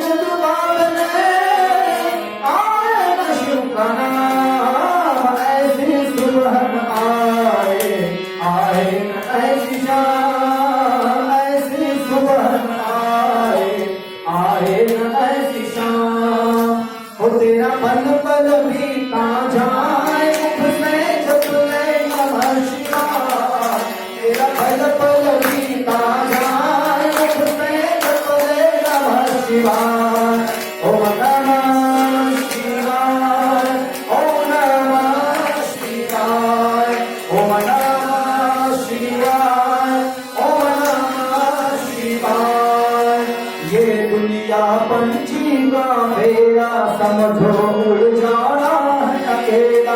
ये दुनिया पंची का फेरा समझो उड़ जाना है अकेला। तन मन साथ न जाए और तेरा तन मन साथ न जाए मुख से जप ले नमः शिवाय। तेरा पल पल बीता जाए मुख से जप ले नमः शिवाय। तेरा पल पल बीता जाए मुख से जप ले नमः शिवाय।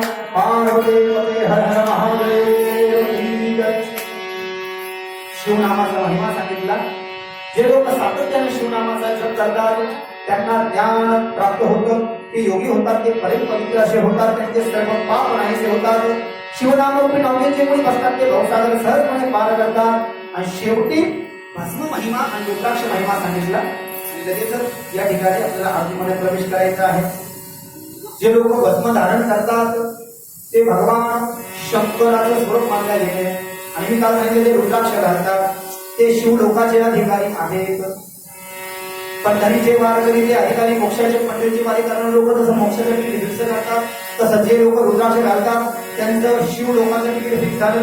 आणि जे भस्म लावतात ते लोक या ठिकाणी शंकराचं स्वरूप होतात। भगवान शंकर त्यांना सायुज्यता मुक्ती देतात। भस्माचे दोन प्रकार आहेत, एक स्वल्प भस्म आणि एक महाभस्म। एखादं हवन केलं गेलं, यज्ञ केलं गेलं, यज्ञामध्ये आपण ज्या समिधा टाकतो आणि त्या समिधा त्याची रक्षा झाल्यानंतर ती रक्षा घेऊन त्या रक्षेमध्ये पाणी टाकून रोज स्नान झाल्यानंतर देवाच्या पूजाच्या वेळेस ते जर का भस्म लावलं त्याला महाभस्म म्हटलं गेलेलं आहे। हवनातल्या रक्षेचं भस्म म्हणजे महाभस्म। आणि आपण जे भस्म मार्केटमधून विकत आणले ते स्वल्प भस्म। स्वल्पचे दोन अर्थ, स्वल्प म्हणजे स्वस्त आणि अतिशय सरळ साधं सोपं, स्वस्तात मस्त आणि जास्ती टेन्शन नाही स्वल्प। स्वल्प सुद्धा लोक लावत नाही तर हे स्वल्प। आणि ते महाभस्म आहे अग्निहोत्रातील भस्माने त्रिपुंड काढावा। अग्निहोत्र म्हणजे अग्नीचं जे हवन केलेलं आहे ते भस्म हातामध्ये घ्यावं आणि त्याचे मंत्र मी काल आपल्याला सांगितले। डाव्या हातामध्ये ते भस्म घ्यायचं, उजव्या हातात त्यावर पाणी टाकायचं। मानस्तो के सनिये मान आयु मानु गोशु मानु अश्वेश मुनीश वीरान रुद्र भामितो बधिर हरिश्रित सदा मितवा हवामहे इति हस्ते भस्मं ग्रहीतवं जलमिश्रितं ततवाह। इति हस्ते म्हणजे हाताने भस्मं, त्या भस्माला जलमिश्रितं जलाच्या पाण्याने एकत्र करा, ओला करून घ्या, जलमिश्रितं ततवाह। त्याच्यानंतर मग या तीन बोटामध्ये भस्म घ्या। ओम सर्व विद्यानां ईश्वरं सर्वभूतानां ब्रह्माधिपतिर्ब्रह्मणो सोमेकस्तो सतं शिवः शिरसिः। या तीन बोटांवर तो मंत्र म्हणून डोक्याला भस्म, मंत्र येत नाही, जास्ती टेन्शन घेऊ नका। ओम नमः शिवाय, ओम नमः शिवाय, ओम नमः शिवाय इति त्रिवारो चालितेन सर्वांगे भस्म विनिपयेत। या मंत्राच्या उच्चारण सगळ्या अंगाला भस्म लावून टाका। मग याला म्हटलेलं आहे काय, ललाटे भाले हे मुखे हे मुखे हे शिरसी ही शिखे हे कंठे हे, दक्षिण स्कंदे म्हणजे उजवा खांदा, वाम स्कंदे डावा खांदा, त्याच्यानंतर पाठीला, त्यानंतर हृदय हे इथं हृदयाला, त्याच्यानंतर या ठिकाणी सगळीकडे। आणि मग असं म्हणून ओम नमः शिवाय, ओम नमः शिवाय म्हणून सगळीकडे भस्म लावायचं। सो मनुष्य परम श्रद्धेने भस्मदेव व त्रिपुंड धारण करत नाही त्याला शिवज्ञानाची प्राप्ती होत नाही। भस्म धारण केल्याने भस्माचे जितके कण शरीरामध्ये उडतात, त्या भस्माचे कण शरीरामध्ये जितके जितके जिकडे जातात त्या माणसानं त्या भस्माच्या कणा एवढे शिवलिंग आपल्या शरीरावर धारण केलेले आहेत असा त्याचा अर्थ। आणि भस्माचे कण उडतात फार नाही, बाकीच्या कणांची उडत नाही। भस्म अतिशय स्वल्प म्हणजे एकदम असं मृदू आहे, एकदम मऊ आहे। म्हणजे भस्म तुम्ही ओलं जरी लावलं, कोरडं जरी लावलं, त्याचे कण इकडे तिकडे उडतात। ते कण भस्माच्या शरीरावर जिकडे जिकडे उडाले तितके तितके त्या ठिकाणी शिवलिंग धारण केले असा त्याचा अर्थ होतो। असे समजावे, भस्मामुळे आरोग्य व आयुष्य याची वाढ होते। भस्म अंगावर धारण केले तर त्याच्या तिन्ही रेषावर नवनव देवता वास करतात। ही आणि ही या तीन बोटांनी भस्म घेतलं, असं घेतलं डावीकडून उजवीकडे, तर पहिल्या रेषेवर 9 देवता आहेत भस्माच्या, दुसऱ्या रेषेवर 9 देवता आहेत, तिसऱ्या रेषेवर 9 देवता आहेत. हे कुरुक्षेत्रामध्ये सांगितलं. पहिल्या रेषेवर प्रणवाचित आकार, ग्रहावरती आवणे, पृथ्वी, धर्म, रजोगुण, ऋग्वेद, क्रियाशक्ती, प्रातःसपणे महादेव या 9 देवता आहेत. मधलीची रेष आहे भस्माची. या दुसऱ्या रेषेवर प्रणवातील आकार, दक्षिणावणी आकाश, सत्वगुण, यजुर्वेद, मध्य दीन श्रवण, इच्छाशक्ती, अंतरात्मा व महेश्वर या 9 देवता वास करतात. त्याच्या तिसऱ्या रेषेवर प्रणवातील मकार, आहावणी, आवणी, परमात्मा, तमोगुण, द्योलक, ज्ञानशक्ती, सांगे, तृतीय समन्व, शिव या 9 देवता अधिष्ठित असतात. मानवाने देश कालाधिकांचा विचार करून भस्म आमंत्रित करावे, सर्वांगाला भस्म लावावे, शक्य असेल तर त्रिपुंड काढावा, शिवजीचे स्मरण करावे, ओम नमः शिवाय मंत्र म्हणावा. आणि शेवटी रुद्राक्ष महिमा सांगितला आणि इथे या विद्येश्वर संहितेला पूर्णविराम दिला. रुद्राक्षाची निर्मिती सांगितली. भगवान शंकर एक दिवस ध्यानातून निवृत्त झाले, ध्यान लावून बसले होते आणि ध्यानातून डोळे उघडल्यानंतर भगवान शंकराच्या डोळ्यातून अश्रुधारा निघाल्या. भगवान शंकराच्या डोळ्यातील अश्रुधारा या भूमीवर ज्या ठिकाणी पडल्या, या भूमीवर भगवान शंकराच्या त्या डोळ्यातील जलबिंदूंनी मोठमोठाले रुद्राक्षाचे महावृक्ष निर्माण झाले. ते रुद्राक्षाचे महावृक्ष म्हणजे भगवान शंकराच्या द्वारे या मानव समाजाला मिळालेलं एक अनमोल असं कवच आणि एक अमोल असं वरदान आहे. आणि त्या रुद्राक्षाच्या द्वारे भगवान शंकरने रुद्राक्ष घेतले, शिव भक्तांना आणि विष्णू भक्तांना वाटली. स्वतः भगवंतांनी त्याची एक माळ बनवली आणि आपल्या गळ्यामध्ये धारण केली. गुरुचरित्रामध्ये सांगितलं 108 रुद्राक्ष धारण करावे. रुद्राक्ष आकाराने जसे जसे लहान होत जाते तसे तसे अधिक फल देणारे होते. मोठ्या रुद्राक्षाच्या अपेक्षेमध्ये लहान जे रुद्राक्ष आहेत ते अधिक फलदायी आहे. आवळा तसा तसा लहान आहे, जितका लहान आवळा तितका लहान रुद्राक्ष. पाण्यामध्ये टाकल्यानंतर जो रुद्राक्ष या ठिकाणी तरंगतो त्या रुद्राक्षाला धारण करावं. मोठ्या रुद्राक्षापेक्षा लहान रुद्राक्ष अधिक फलदायी असते. रुद्राक्ष आपल्या शरीरावर धारण करावे. संन्यासी लोकांनी प्रणवाचा उच्चार करून रुद्राक्ष धारण करावे. ओम नमः शिवाय किंवा ओम त्र्यंबकं यजामहे, ओम ऐं ह्रीं क्लीं चामुंडाय विच्चे अशा मंत्राचा जप करून त्यांनी रुद्राक्ष धारण करायचा. रुद्राक्ष धारण करणाऱ्या माणसाने पूर्ण शाकाहारी राहून कोणत्याही व्यसनाचे अधीन राहू नये. फक्त सात्विक अन्नाचे सेवन करावे. भस्म, त्रिपुंड, रुद्राक्ष व शिवनाम धारण करणारे कोणताही मनुष्य दुराचारी होत नाही. भस्म म्हणजे भस्म लावणारा 1, रुद्राक्षाची पळा घालणारा 2, तदनंतर भस्मानं त्रिपुंड करणारा 3 आणि शंकराचं नाव घेणारा माणूस तो अजिबात दुष्कर्म करू शकत नाही. दुराचाराचा भावही त्याच्या मनामध्ये येत नाही. सर्व प्रकारचे परमात्म्याचे नियम हे माणसाने सदाचारी राहून आपल्यातील देवत्व प्रकट करावे यासाठी आहे. रुद्राक्ष धारण करून जो दुराचार्याने मागेल त्याला विविध प्रकारच्या पापांचे प्रायश्चित्त भोगावे लागते. यासाठी स्वतः संगती करावी, सदाचारी बनावे, रुद्राक्ष धारण करावे. अनेक मुखांचे रुद्राक्ष असतात, त्यावर विविध प्रकारचे देवदेवता असतात. मुख्य रूपाने 1 पासून तर 14 मुखीपर्यंत रुद्राक्ष आहे. भगवान शंकराच्या डोळ्यातून जेव्हा अश्रू पडले तेव्हा 14 वृक्ष निर्माण झाले होते काही पुराणामध्ये. आणि त्या 14 वृक्षाचं प्रतिबिंब 14 रुद्राक्ष म्हणजे 1 मुखी रुद्राक्षाचं 1 झाड, 2 मुखी रुद्राक्षाचं दुसरं झाड, असे 14 वृक्ष निर्माण झाले. त्याच्यापासून भगवान शंकराने खूप रुद्राक्ष बनवले. आपण तिरुपती बालाजीला गेलो होतो मागे, ते ताजे रुद्राक्ष तोडून आणलेले असतात. त्याचे पान मेले तसंच त्याला. आंध्र प्रदेश, तमिळनाडू तिकडे साऊथला खूप झाडं आहेत त्या रुद्राक्षाचे, खूप झाडं आहेत तिकडे. तर रुद्राक्षाचे 14 प्रकार आहेत. त्याला धारण करण्याचे मंत्र सांगतो. 1 मुखी रुद्राक्ष जर का धारण करायचं असेल तर ओम ह्रीं नमः हा मंत्र म्हणून त्या रुद्राक्षाला काळ्या दोरामध्ये किंवा साखळीमध्ये किंवा माळ्यामध्ये धारण करावं. 2 मुखी रुद्राक्ष धारण करायचं असेल तर ओम नमः म्हणून हा मंत्र म्हणून रुद्राक्ष धारण करावा. 3 मुखी रुद्राक्ष धारण करायचं असेल तर ओम क्लीं नमः. 4 मुखी रुद्राक्ष धारण करायचं असेल तर ओम ह्रीं नमः. 5 मुखी रुद्राक्ष धारण करायचं असेल तर ओम ह्रीं नमः. 6 मुखी रुद्राक्ष धारण करण्यासाठी ओम ह्रीं हुं नमः. 7 मुखी रुद्राक्षासाठी ओम हुं नमः.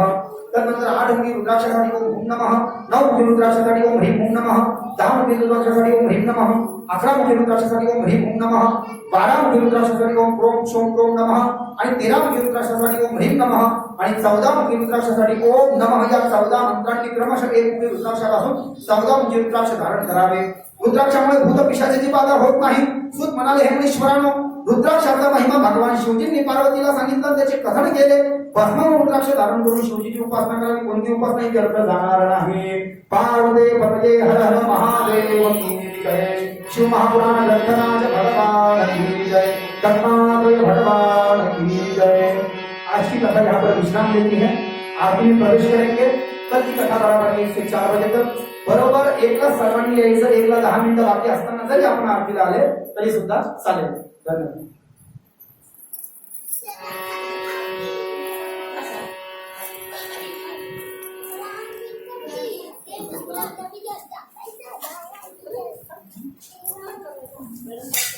या नाही अर्धी